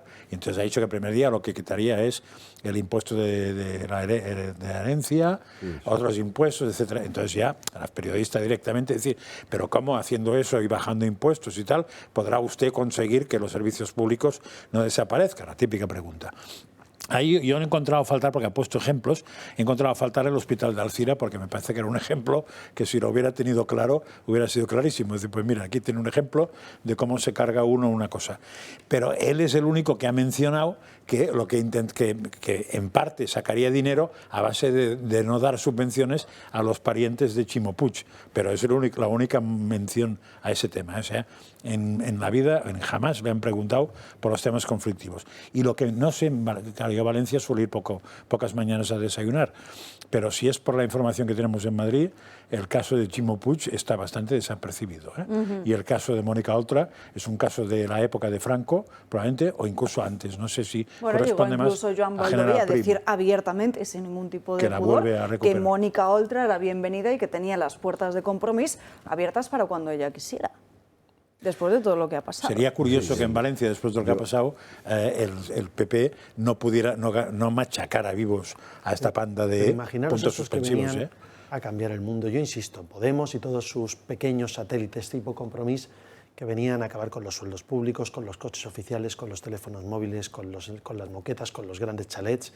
Todo lo contrario de lo que han hecho, que venían a imponer la honestidad en la vida pública. Y hemos visto que al extremo del procesamiento y de las sospechas clarísimas de encubrimiento que ha habido por parte de Mónica Oltra sobre los delitos cometidos por su marido, que hayamos tenido que ver cómo ha habido incluso fiestas públicas donde se ha pedido que la continuidad y donde hemos visto al actual candidato de Compromís a la Comunidad Valenciana pidiendo la continuidad y aplaudiendo como locos a Mónica Oltra. Yo creo que toda esa obscenidad política que decían que estaban en los partidos de viejo cuño, es evidente que no puede estar más presente en esta nueva política que ha resultado ser un fraude, ¿no? Así que yo confío en que los valencianos pues den ese voto a Carlos Mazón, al Partido Popular y a una alternativa de gobierno que tiene otra manera de hacer las cosas. Calvet. No, vamos a ver, Valencia es uno de los puntos calientes en una visión, en efecto, nacional y sobre todo de moción de censura chantes. Valencia es un punto sensible porque parece que está en disputa. A mí, más que, bueno, pues, votar a unos o a otros, lo que dicen las encuestas es verdad, es decir, si hay gente tanta dispuesta a votar todavía a Compromís, después a Chimo Puig, para Compromís, pues, esto es una sociedad enferma y una democracia absolutamente enferma. Es decir, no es entendible. Es decir, no puedes o sea, es el viva las caenas, ¿no? O sea, no puedes votar a delincuentes que te están empobreciendo en masa, salvo que, en fin, ya sea un caso de psiquiatra, ¿no? Bueno, y además fíjense lo que publica también el diario El Debate. Ahora dejamos la Comunidad Valenciana, nos vamos hasta Castilla-La Mancha, que es otro de esos feudos del Partido Socialista, donde también tendremos que analizar qué es lo que pasa con Emiliano García Paje. Publica hoy este periódico cómo Paje declaró en el año 2018 que tenía un patrimonio de 247.000 euros. Al año siguiente tenía casi medio millón de euros, es decir, que casi había duplicado ese patrimonio. Ayer también teníamos precisamente aquí al candidato de Vox a Castilla-La Mancha, David Moreno, y aprovechamos para hacer un recorrido por las últimas políticas de Emiliano García Paje. Lo cierto es que no ha mejorado en ningún caso la vida de los castellano-manchegos y así lo hemos comprobado. Sobre todo lo que preocupa actualmente en Castilla-La Mancha es la situación del campo, sacando incluso algunas leyes que permiten la expropiación de terrenos infrautilizados a los agricultores, cuando ya tenemos una situación en el campo que los agricultores y los ganaderos lo están pasando realmente mal. Para que luego diga el Partido Socialista en Castilla-La Mancha que son algo diferente de lo que es Sánchez, ¿no? Es la peor versión de Sánchez, lo que pasa que con otras formas, ¿no? Salvo para presentar a la candidata del Partido Socialista en Talavera, que creo que las formas son incluso algo edulcoradas de más, ¿no? Pero creo que Paje tendrá que dar explicaciones sobre esto del incremento de patrimonio, porque los cargos públicos, como bien sabéis, movimiento entre cuentas. Si tú tienes varias cuentas, las tienes que declarar. Todas. La declaración de bienes, todas. Claro. Si hay movimientos de cuentas, pues en una tendrás 250 y en otra tendrás 100 y pico, o 200 y pico, pero y que modificas una y te aparecerán 500.000, pero el saldo neto tiene que ser el mismo. Si es porque lo heredas o es por una donación de algún familiar, también tiene que constar el origen de la donación o el fin de si ha sido por una herencia mortis causa, en cuyo caso también tiene que figurar el origen y la cuantía y el valor patrimonial. Si tienes acciones en una empresa, acciones de un club, si tienes un coche, todo tiene que estar declarado en una declaración. Y Hacienda no tiene nada que ver con eso. Y a otro se le puede pasar, pero el presidente de la comunidad autónoma... Perdona, Antonio, y Hacienda no tiene nada que ver con eso. Hacienda nada. Lo único que tiene que ver es si has ingresado y no has pagado. Pero si has ingresado y has pagado, no te dirá nada Hacienda. De hecho, el órgano responsable sería Transparencia del Gobierno Autonómico y además, como él es diputado autonómico, también el portal de transparencia de las Cortes de Castilla-La Mancha. Con lo cual son los dos organismos que deberían haber detectado y haber puesto... E incluso, hombre, ya lo voy a decir, porque claro... Tenemos 1000 medios de comunicaciones de izquierdas que se han pasado comparando los sueldos públicos de todos los del PP, de dónde cobramos, no cobramos. Oiga, ¿dónde están los medios de comunicación estos mismos que perseguían al PP? ¿Dónde están? Sueldos.com, sueldospúblicos.com o .es, o no sé cuántos tal, el diario, no sé cuántos medios de izquierda que, oiga, que es que estos han hecho su trabajo, ¿eh? Y cada vez que viene, por cierto, una legislatura nueva del Congreso de los Diputados, tanto, y el que más ha ingresado y el que más tiene, como si fuera un insulto haber ganado dinero a lo largo de tu vida. Si lo ha ganado de manera solvente y honrada, no digo nada, pero hombre, que un movimiento de capital no se tiene que ver en dos cuentas diferentes, el saldo neto sería el mismo, o sea que no nos tomen el pelo, la explicación no vale. Habrá otra, pero no será esa. Además, los parlamentarios españoles, quiero decir, de las Cortes Nacionales, como es usted, también tienen que hacer una declaración. Lo digo porque yo en Europa lo tuve que hacer. Y pedir autorización si quieren tener una actividad. Y de hecho, para hacer esta actividad como diputado nacional, esta actividad, yo tengo que pedir permiso a las Cortes. Lo que pasa es que ya hay resoluciones de las Cortes que dicen que la actividad educativa y participación en medios de comunicación se le pueden presumir como lícitas y legales a un diputado. Pero a pesar de todo te dicen, aunque sea legal, usted se lo tiene que pedir al Congreso. Y la Comisión de Estatuto del Diputado tiene que definir si sí o si no. Que siempre es que sí, porque son actividades compatibles. Por tanto, no solamente son los bienes, sino también las actividades. Por tanto, si hay una actividad compatible con ser presidente de la comunidad autónoma, que yo desconozco, el órgano supervisor debería de haber autorizado, en este caso las Cortes o el Gobierno autonómico vía Consejo de Gobierno, autorizar una actividad compatible que le permita... La explicación que han dado no tiene ni pies ni cabeza. Es una explicación para salir del paso. No se sostiene. Y claro, como estamos a jueves, pues esto hasta la semana que viene no sale lo siguiente, a no ser que el debate, ¿no? Sí, el debate. Tenga más material y haga lo que suele hacer el país, el mundo y compañía. Que ha sido los que han publicado también lo de Chimo Puig, así que veremos. Pero vamos, que no va a tener ninguna trascendencia, no tengo ninguna duda, porque lo de Chimo Puig, ya digo, tendrá muy poca, no nos engañemos. Bueno, atención al último anuncio de la Organización Mundial de la Salud, que prevé que va a haber una nueva pandemia. Ya la tenemos aquí. Poco después de declarar el fin de la emergencia global por el COVID, la Organización Mundial de la Salud alerta que una nueva pandemia más mortífera que la del coronavirus está por llegar. La amenaza de un nuevo patógeno emergente más mortal continúa. Cuando llegue la próxima pandemia, que lo hará, debemos estar preparados. Con este anuncio, desde la OMS se insta a los líderes mundiales a preparar una estrategia colectiva y equitativa que incluya una gobernanza mundial. De hecho, señalan que los objetivos de desarrollo sostenible deben guiar las políticas de todos los países y deben alcanzarse con la mayor celeridad y determinación posible. Parece que la OMS quiere extender su poder más allá de las pandemias para abarcar otros temas como el hambre, la pobreza, el cambio climático o las desigualdades. Frente a esta gobernanza global que propone la Organización Mundial de la Salud, ya empiezan a alzarse las primeras voces. Así, en Estados Unidos, los republicanos no solo han calificado la gestión de la pandemia por parte de la OMS como desastrosa, sino que ven en esta organización una amenaza para la libertad de los ciudadanos y la soberanía de las naciones. Los republicanos lo tienen claro, el derecho internacional nunca puede reemplazar la Constitución de los Estados Unidos de América. Ahora van un paso más allá y piden directamente que Estados Unidos se retire de la OMS, a la que acusan además de actuar bajo la influencia de China. Los republicanos no han perdido el tiempo y este mismo año han aprobado 2 leyes para romper los lazos con la OMS. La primera de ellas es la Ley de Retiro, que pondrá fin a la participación de Estados Unidos en la institución. La segunda es la Ley de No Financiamiento de los Contribuyentes para la OMS, cortando con ella el chorreo de dólares con los que Washington regaba la organización. Un duro revés para una institución que parece querer gobernar el mundo sin pasar por las urnas. Y hablando de salud, en la actualidad la miopía se considera como un problema de salud pública por los niveles de incidencia que ha alcanzado en muchos países. Vamos a hablar de ello con Eduardo Morán. Eduardo, muy buenas tardes. Hola, muy buenas tardes a todos. Bueno, la pregunta es clara, ¿por qué aumenta la miopía? Porque hay muchas veces que nos damos cuenta, vemos un poquito mal de lejos y sin embargo nos graduamos, empezamos a usar gafas y pasa el tiempo y decimos, es que sigo viendo mal, me ha aumentado la miopía.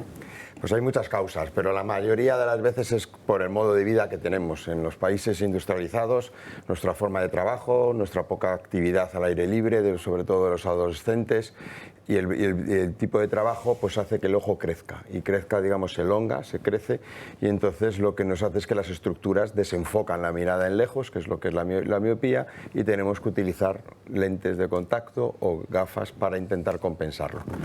¿Y por qué es pandemia? Porque es un problema de salud porque ya hay un tanto por ciento grande. Por ejemplo, en España el 60% de los estudiantes universitarios ya son miopes en ese sentido.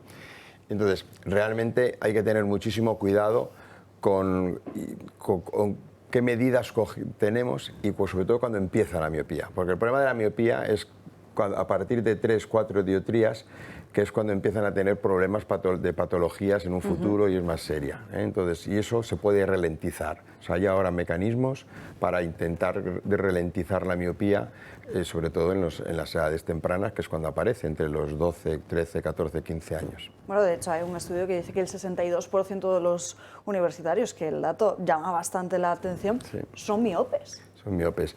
Nosotros aquí, que somos caucásicos, por ejemplo, en Asia es el 90% de los estudiantes son miopes. O sea, es una cosa que por eso hay que ponerse...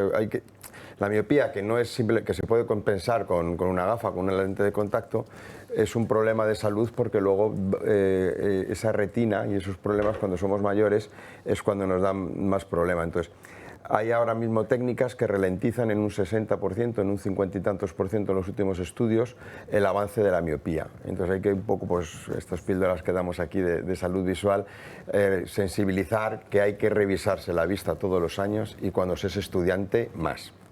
En Morán Ópticos, precisamente, tenéis promociones especiales para todos los espectadores que nos estén viendo y también para socios del Club de Amigos. 30% de descuento en gafas graduadas, 15% en lentes de contacto y 2x1 en audífonos. Eduardo, muchísimas gracias. Y nos vamos ahora con Marien Vallejo, porque después del uso de Pedro Sánchez del Falcon, que es bastante bochornoso, ahora se alquila un jet privado al nivel del de Cristiano Ronaldo. Marien. Así es, Salva. El presidente del Gobierno siempre ha estado en mitad de la polémica por un uso indebido del Falcon. Sin embargo, ahora Pedro Sánchez ha decidido cambiar su medio de transporte, aunque eso sí, sin dejar de usar un avión. Ahora ha decidido pasarse a un avión privado modelo Gulfstream G200. Estamos hablando de una lujosa aeronave que fue comprada por el futbolista Cristiano Ronaldo en el año 2015. Diferentes webs especializadas dicen que el precio de este avión puede oscilar entre los 22 y 23 millones de euros. Un avión que este futbolista Cristiano Ronaldo ya vendió hace unos meses. El desembolso por combustible, mantenimiento, tripulación de cada viaje oscila entre los 1,5 millones de euros aproximadamente. ¿Y quién paga todo esto? Pues no se sabe, porque aunque sí que debería ser el Partido Socialista, tanto el Gobierno como el partido de Pedro Sánchez se han negado en reiteradas ocasiones a facilitar estos datos de transparencia a los que están obligados. Estamos hablando además de un avión que tiene todo lujo de detalles, tiene cocina completa, una espaciosa cabina, diferentes opciones de entretenimiento, wifi y una gran capacidad que le permite, por ejemplo, viajar de Madrid a Nueva York sin necesidad de hacer ningún tipo de escala. Pedro Sánchez usó este avión la última vez el otro día cuando fue a acudir a un mitin del Partido Socialista en Asturias. Él salió desde el aeropuerto de Madrid-Barajas hacia este destino, un trayecto que se hace en avión en solo 46 minutos. Cuando llegó a Gijón, la población, la verdad es que lo recibió bastante mal, con una de las pitadas más sonoras que ha recibido hasta ahora.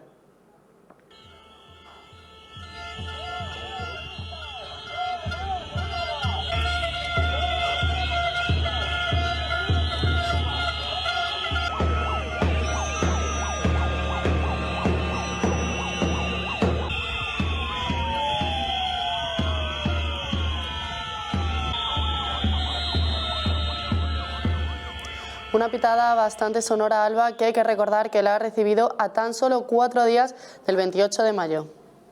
Gracias, Marín. Pedro Sánchez, que está empeñado en pasar a la historia por no sé qué cuestiones, a lo mejor también pasa a la historia por usar 4 aviones distintos en la campaña electoral. Se desconoce al completo el detalle de este contrato, pero lo que sí dicen desde Ferraz es que el coste de este jet los asume directamente el Partido Socialista. Eso sí, a OK Diario no le han querido pasar las facturas ni hacerlas públicas. ¿Y qué hará este pobre hombre cuando no sea presidente y tenga que ir en bicicleta o en coche particular a los sitios? Madre mía, le dará un sícope. ¿Habéis visto ahora la noticia que ponía en subtítulos de que Francia retira las líneas aéreas en aquellos recorridos que sean en tren? Eso, como lo hagan en España, Sánchez quieren aumentarlo hasta 4 horas. Entra en depresión.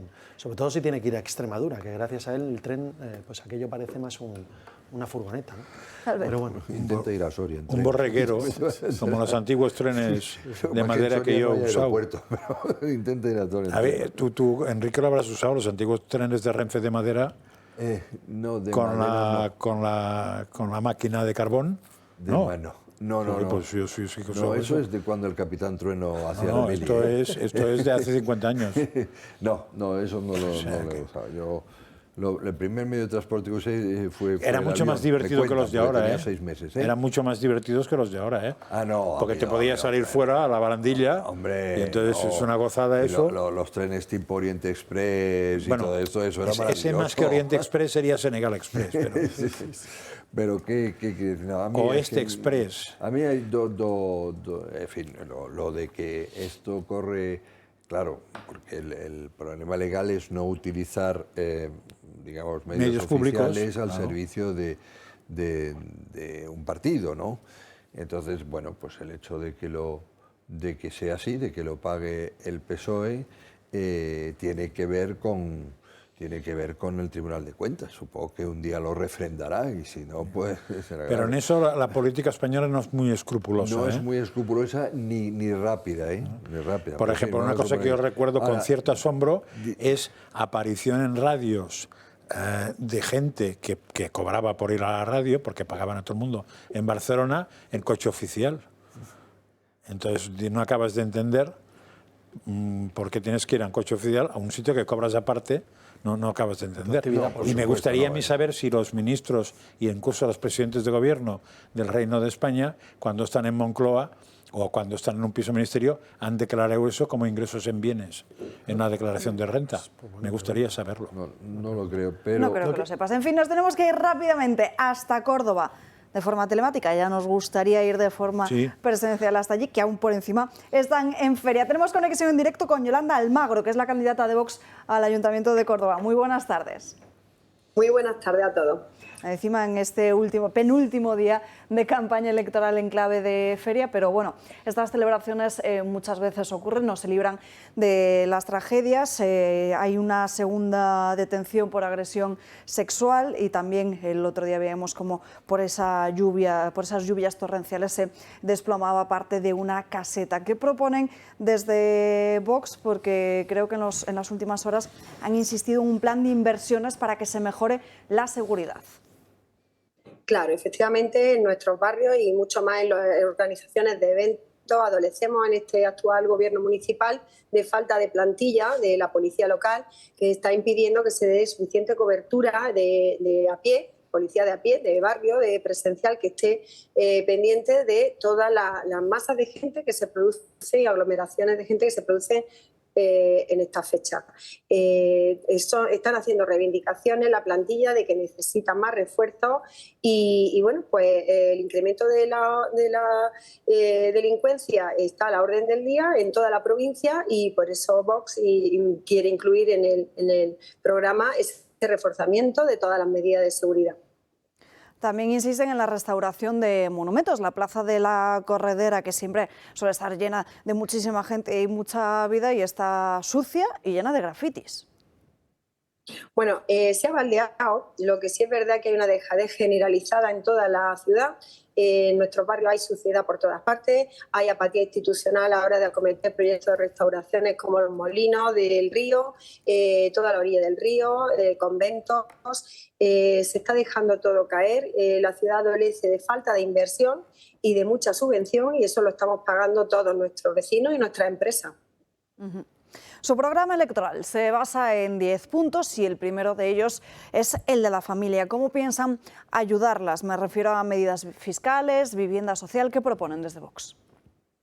Efectivamente, la familia para nosotros es el centro que hay que defender, el sostén de toda la sociedad.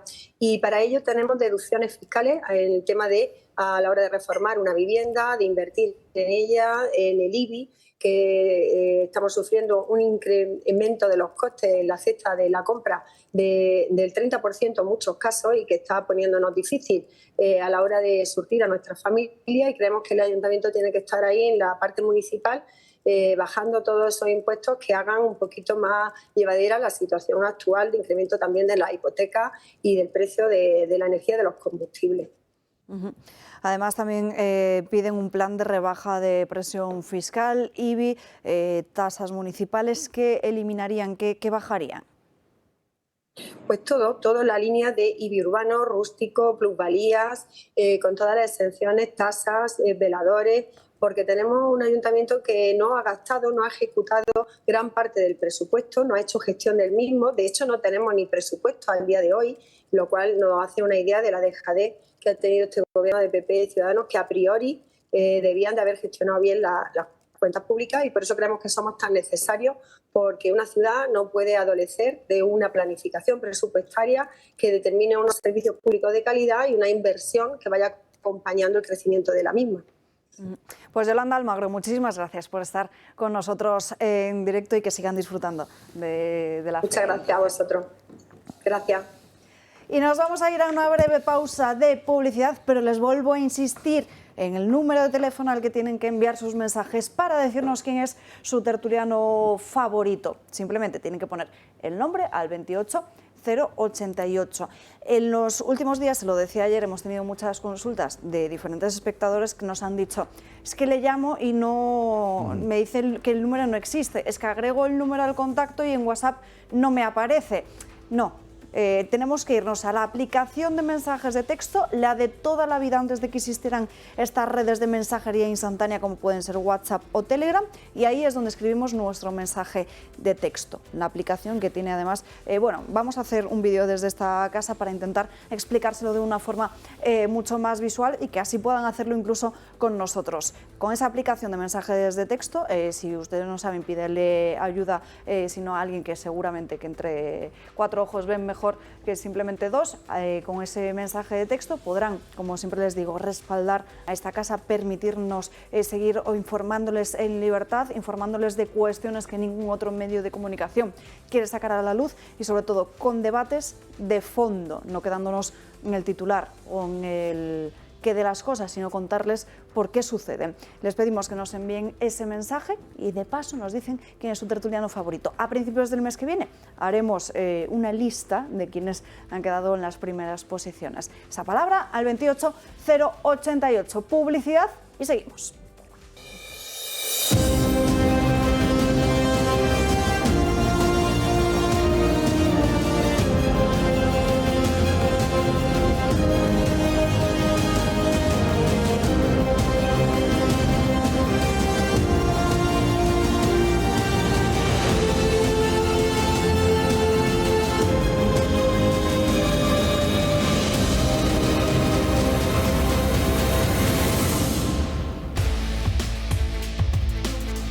Dando caña, nos quedan menos de 20 minutos y vamos a seguir en este penúltimo día de campaña electoral hablando con más candidatos, ahora con el del PP al Leganés. José Miguel Ángel, disculpe, Miguel Ángel Recuenco, muy buenas tardes. Buenas tardes, ¿qué tal, Alba? ¿Cómo estás? Bueno, hace unos días decía, el 28M tenemos la posibilidad de resucitar Leganés. ¿Qué propone? Sí. Pues mira, lo primero, sentido común. A día de hoy somos la ciudad de la Comunidad de Madrid con más vertidos ilegales. Estamos hablando de que hay una superficie de 105 hectáreas ocupadas de vertidos ilegales. Para que os hagáis una idea, son 200 campos de fútbol llenos de porquería de manera ilegal, porque no es un vertedero legal. Eso es lo que tenemos a día de hoy en Leganés. Y no lo decimos nosotros desde el Partido Popular, lo dice Ecologistas en Acción. O sea que os estoy indicando bastante de dónde viene la información y hacia quién se dirige la información. Por otro lado, eso sucede porque no hay una vigilancia en la ciudad. Estamos hablando de que Leganés es una ciudad de casi 190.000 habitantes. Ha habido noches en las que no ha salido ni un solo patrulla de policía local a la ciudad. Evidentemente eso no se puede permitir. Firmamos un acuerdo con los sindicatos de la policía donde nos comprometíamos a ampliar esa plantilla de policía, a dotarle de recursos, porque ellos mismos son los que te están manifestando que no te pueden garantizar la seguridad en el municipio porque no tienen los medios adecuados ni la plantilla suficiente. Esa es la realidad, ¿no?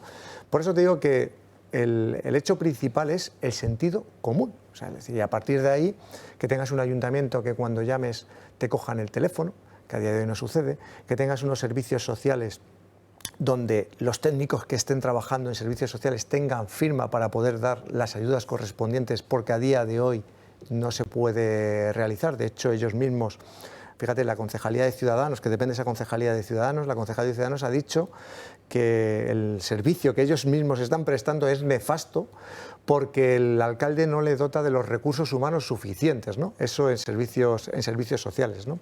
Pero es que tenemos unas escuelas infantiles y una escuela conservatorio sin profesores desde hace años, no te hablo de meses, años, sin profesores, sin los profesores correspondientes, con lo cual al final hay un déficit de los servicios públicos que los ciudadanos están reclamando ese cambio y por eso digo que la primera premisa es sentido común. Luego tenemos un proyecto de ciudad, pero fundamentalmente es el sentido común. Es decir, que en asuntos de administración y limpieza, pero también seguridad, es lo que más insisten los vecinos. También Leganés, le escuchaba el otro día decirlo en un acto en el que participaba en una entrevista, se está vaciando. Sí. ¿Por qué se va la gente de Leganés? Porque no hay oportunidades. Tenemos en este caso la Universidad Carlos III, que es una fuente de proporcionarnos talento, con ingenieros y carreras técnicas de primer nivel, pero resulta que cuando van las empresas a emprender de primer nivel a Leganés se les cierran las puertas y deciden irse a otros municipios gobernados por alcaldes del Partido Popular que les abren las puertas de par en par, y entonces te das cuenta que el talento de Leganés y de la zona sur tiene que emigrar a otras zonas de la Comunidad de Madrid. Y eso es lo que nos diferencia al final de otros municipios, que hay alcaldes espabilados, trabajadores, que dicen, oye, queremos atraer ese tejido empresarial aquí, y al final se llevan el talento, porque lógicamente el vecino de Leganés que está estudiando, que se está preparando, se quiere comer el mundo, y si su ciudad no puede quedarse, tiene que salir fuera. De hecho, tengo una anécdota que siempre la cuento. Me invitó el alcalde de Tres Cantos, Jesús Moreno, a un evento que celebraba, y resulta que da la exposición un arquitecto que me quedé enamorado de él, de cómo explicaba la situación y el proyecto que tenían para la ciudad. Charlo después en el postpartido con él y me dice que es de Leganés. Mira, cuando digo, tengo que venir a conocer a un tío de tu capacidad aquí a Tres Cantos, porque te ha abierto las puertas un alcalde de mi partido, ¿no?, de la misma ideología que tengo yo, y allí te las han cerrado. Digo, eso no puede pasar. Evidentemente, si llego alcalde de la ciudad de Leganés, que voy a llegar a ello, no lo puedo permitir. Ese talento se tiene que quedar en mi ciudad para de verdad poder proyectarnos y poder trabajar en el futuro. ¿Cómo pretenden hacer que Leganés sea más atractivo, no solo para que la ciudad ya no se marche, sino también para atraer empresas? Pues mira, tenemos en estos momentos tres proyectos fundamentales. Por un lado, estamos hablando de trabajar en Legatec como distrito de innovación y de inteligencia artificial. A día de hoy, la Comunidad de Madrid ha implantado allí el clúster de inteligencia artificial. También tenemos allí el INDEA Madrid Network, que también está trabajando sobre la investigación. Como te he dicho anteriormente, tenemos la Universidad Carlos III, generadora de talento. Entonces, si nos damos la mano, Comunidad de Madrid, Universidad Carlos III y el Ayuntamiento, cosa que a día de hoy no sucede, podemos ir a por esa inversión. Si además le facilitamos al empresario de cualquier parte del mundo, además, decirle, oye, mira, tenemos unos impuestos bajos, te vamos a reducir la burocracia y te vamos a facilitar la implantación en nuestra ciudad, estamos cerrando el círculo correspondiente y podremos traer inversión de cualquier parte del mundo. A día de hoy, toda la inteligencia artificial fundamentalmente se está desarrollando en Asia y en Estados Unidos. En Europa hay una oportunidad. Y yo me pregunto, ¿por qué no puede ser Leganés? Vamos a trabajar por ello. Y dándome la mano, en este caso con el gobierno de Isabel Díaz Ayuso, estoy convencido de que lo vamos a lograr. Por ahí atraeremos ese tejido empresarial. Por otro lado, tenemos un proyecto donde vamos a transformar la ciudad denominado Butarque 4.0. Es un polígono industrial de los años 60-70 que a día de hoy se ha quedado obsoleto, y muchas de las naves que están allí pues están vacías, incluso los terrenos a día de hoy están sin ocupar porque han derribado las naves, y estamos planteando una transformación de la ciudad a través de una modificación de la normativa de tal manera que se puedan implementar ahí unos suelos comerciales, unos suelos residenciales, unos usos deportivos y unos espacios libres. Con eso además vamos a conseguir dinamizar lo que es todo el entorno de la cubierta de la Plaza de Toros, que a día de hoy está degradado por todos los conflictos que tenemos los fines de semana y por la gente que va allí, en vez de divertirse, a provocar pues conflictos, y vamos a recuperar toda esa zona, ¿no?, con ese proyecto que va a transformar la ciudad. Y por último, yo soy un tío de barrio y soy muy defensor de la vida de los barrios. A día de hoy Leganés, como has dicho anteriormente, está muerto. Y a través del proyecto de Corazón de Barrio queremos sacar la cultura, el deporte a la calle, de tal manera que cada barrio de Leganés, con su identidad, con sus propias características, podamos llenar las calles que a día de hoy están vacías de la gente. O sea, la gente de Leganés tiene que salir fuera a divertirse porque allí no tiene donde divertirse, donde pasarlo bien, donde disfrutar de su barrio, de su ciudad. Si sacamos la cultura, sacamos el deporte, se van a quedar ahí, vamos a tener las calles llenas, y además nos va a ayudar a dinamizar lo que es la hostelería y el comercio de la ciudad. Todo ese proyecto, evidentemente, como te he dicho, fundamentado en el sentido común, va a ser lo que nos va a hacer resucitar la ciudad. Bueno, Leganés está gobernado por el Partido Socialista. No sé si le ha pasado como a Terol, que ha llegado incluso a recibir amenazas de muerte. Bueno, el juego sucio que están realizando es brutal. O sea, es brutal el juego sucio que están denunciando, que están realizando por detrás, del que no se ve, aparentemente, como ha sucedido a mi compañero Antonio, que a él le han ido todavía más de frente, pero por detrás evidentemente están haciendo un juego sucio con reparto de folletos falsos. De hecho, fijaros, estamos teniendo esta entrevista Y pese a no compartir con él ideología de ningún tipo, el partido tiende más hacia la izquierda. El Partido Independiente le están en estos momentos repartiendo un folleto difamatorio hacia su persona, ¿no? Y en este momento, mira, me quiero solidarizar con él. Creo que es algo totalmente injusto. Es decir, cada uno puede defender los ideales que quiere, pero con un juego limpio, ¿no? Y en este caso le están atacando desde el Partido Socialista y lo está denunciando en estos momentos en la comisaría, algo que me parece vergonzoso. Creo que además un alcalde debe ser alcalde de todos hasta el último minuto, aunque esté en el tiempo de descuento ya. Totalmente de acuerdo. Miguel Ángel Recuenco, muchísimas gracias por acompañarnos hoy aquí y muchísima suerte este domingo. Y nos vamos ahora con otro asunto. Nos vamos hasta Francia, porque se han prohibido los vuelos domésticos siempre y cuando haya otra alternativa de viaje, como por ejemplo por tren. Vamos a verlo y ahora lo analizamos en la mesa.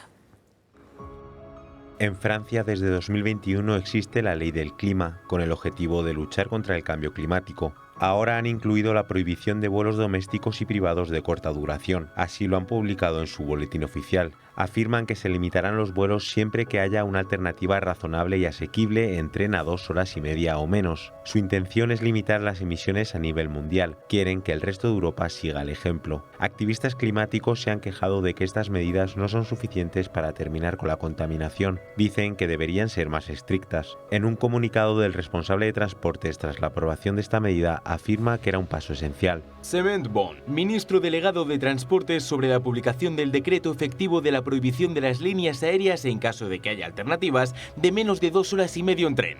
Luchamos sin descanso para descarbonizar nuestro estilo de vida. ¿Cómo justificar el uso de aviones entre grandes ciudades que se benefician de conexiones ferroviarias regulares, rápidas y eficaces? En España es una de las enmiendas al proyecto de ley de movilidad que ha presentado Podemos, limitar vuelos tanto nacionales como internacionales de carga con origen o destino en aeropuertos con un volumen de tráfico de mercancías superior a 100.000 toneladas al año, y cuando existe alternativa de transporte ferroviaria de menos de 6 horas, y en vuelos con pasajeros cuando existan trayectos de tren que duren menos de 4 horas. Esta medida, que se ha implementado en el país liderado por Macron, se une a la de Bruselas de prohibir la venta de coches de combustión a partir de 2035, con el objetivo de reducir las emisiones de CO2. Limitar la movilidad y el transporte a los ciudadanos y quitar alternativas podría parecer un control y dominio de la población. Un control absoluto de la movilidad. Sí, hombre, a ver, esto elevado al absurdo nos llevará a redescubrir la mula, el asno y el burro, porque tienen grandes ventajas, no contaminan y fundamentalmente son... ¿No te estás dando cuenta, Francas, que el animal es un ser sintiente? Sí, por eso, pero es que tú sabes lo que es sentirse apoyado en vez de extinguido, porque ahora tú buscas una mula, un burro o un asno por ahí y no encontrarás casi ninguno. Entonces, si los ponemos de moda, oye, pues además la hermandad humano y ese tipo de bichos, pues será bestial, no estropearemos nada, no hay accidentes, es muy difícil caerse de un asno y de un burro no te cuento, o sea, y te ahorras asfaltar carreteras. O sea, tenemos el futuro asegurado. Se llama hombre de Cromañón, o si en algún caso muy evolucionado sería el hombre de Nardental, el más antiguo. Pero si no, el Cromañón sirve mucho. Bueno, desde que el hombre descubrió la manera de utilizar el fuego, no ha hecho más que degenerar, está clarísimo. Vamos a peor. Vamos a peor, ¿no? Pero dicho esto, no, yo creo que habría que estudiarlo más a fondo, pero no me parece descabellado el priorizar sistemas como el tren. Bueno, Acabas de decir descabellado quitar el coche a la vez que... Acabas de decir priorizar, no prohibir. Exacto. Es un verbo muy distinto. Exacto. Como, no. Por eso te digo que me parece que hay cosas que tienen su fundamento y se pueden hacer bien, y hay una demasiada prisa y demasiada ideología para hacerlos precipitadamente. Pero bueno, que se guarden los vuelos para distancias no cubribles por coches, y no solo eléctrico, y por trenes, a mí no me parece mal. O sea, una de la historia del progreso de la humanidad ha sido la facilidad de los transportes y la rapidez entre ellos, y a eso no hay que renunciar. Pero bueno, si hay una manera mejor... Pero si es por Real Decreto... Yo prefiero viajar en tren que en avión en determinados casos, porque es mucho más cómodo, no tienes que esperar. Pero no por Real Decreto. No por Real Decreto, no. Claro. Eso también hay otra cosa, es decir, si de verdad hay también la lógica económica, ¿no? Es decir, si de verdad los trayectos, se ofrece una alternativa razonable y más barata, los trayectos cortos de avión dejarán de ser rentables y las compañías dejarán de hacerlos, ¿no? El puente aéreo Barcelona peligro cuando empezó el AVE. Y si el AVE mejora, pues desaparecerá, claro. Lo que hay que hacer es infraestructura, es decir, cuando se quiere hacer aquí, digo, bueno, pues lo primero va a ser comparar el network, ¿cómo se llama? La red de ferrocarril francesa con la española. Y no quiere decir que la española tenga por qué ser mala, sino porque la orografía de España es mucho más complicada y costosa. Yo creo que al final esto, más que por imposición, debería marcártelo el mercado. Yo creo que en cualquier escuela de negocios te dicen, oye, la manera de hacer el AVE a Sevilla triunfa o no triunfa con respecto al avión a Sevilla. Pues oye, si al final el tiempo es más o menos el mismo, tienes que estar 40 minutos antes de que despegue el vuelo, el desplazamiento a Barajas, 1 hora de recorrido, más la salida, más recojo maleta, mientras que la garantía de horario entre el punto de salida y el punto de llegada y el cumplimiento de horario, normalmente en un AVE, es exacto, como en Madrid y Barcelona, dice, bueno, son 2 horas y media y tal, pero es seguro, pues hace que el propio mercado se imponga y haga que el medio de transporte más seguro, en menos tiempo, pues se lleve la partida. A mí lo de las imposiciones, que iba de liberal, todo esto del decreto de limitar las libertades para alguien que es liberal, como que no casa muy bien. Huele mal, sí. Ahí enseña una patita en un país que es demasiado socialista y se ve que a Macron se le ha pegado algo de ese socialismo, ¿no? Últimos minutos, Estados Unidos. Ron DeSantis anunció ayer su candidatura a las presidenciales del próximo año en Estados Unidos, y atención a la respuesta de Donald Trump. La verdad debe ser nuestra prioridad. Y el sentido común tiene que dejar de ser algo fuera de lo común. En Florida, hemos demostrado que se puede hacer. Elegimos los hechos por encima del miedo, la educación sobre el adoctrinamiento, la ley y el orden sobre los disturbios y el desorden. Resistimos cuando nos jugábamos la libertad. Hemos mostrado que podemos y debemos revitalizar América. Necesitamos el valor para liderar y la fuerza para ganar. Soy Ron DeSantis y me presento a la presidencia para liderar nuestro gran regreso americano. Un momentito, Elon. El verdadero presidente va a decir algo. Satán, voy a patearte el culo pronto. Hitler, tú ya estás muerto. Dick Cheney, a este paso vas a acompañar a Hitler pronto. Klaus Schwab y George Soros, os voy a meter en la cárcel. Y Ron el mojigato puede besarme mi culo presidencial de 2024. Trump 2024, baby. ¡Vamos!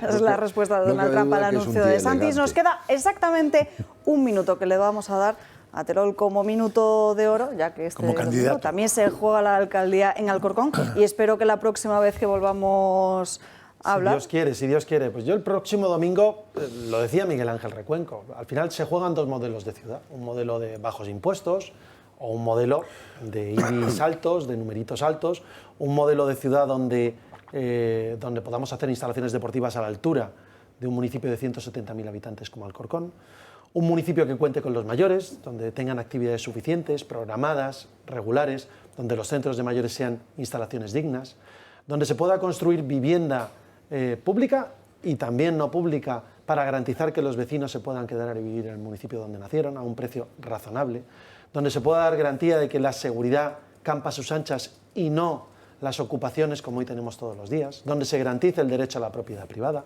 donde no se hable de Alcorcón por los asaltos a mano armada, sino por su nuevo proyecto de videovigilancia perimetral que sirva para detener a muchos delincuentes, donde no se trate de poner cámaras para multar a aquellos que pagan sus impuestos, con esas cámaras por saltarse los semáforos, como intentando satanizar a los vecinos, algo que es falso, sino que hablemos de un municipio 100% seguro con videovigilancia para detener a los delincuentes. Terol, suerte. Gracias a todos por acompañarnos a lo largo de esta mañana en Dando Caña. Nos despedimos. Les recuerdo ese número al que deben enviar su mensaje para decirnos quién es su tertuliano favorito, al 28088. Por cierto, que me están comentando que en YouTube he ganado, así que muchas gracias a todos aquellos que nos están viendo desde YouTube. Y en segundo lugar ha quedado Francas. Peleen ustedes por su tertuliano favorito en el 28088. Hasta mañana a las 12, aquí en Dando Caña. Que tengan un feliz día.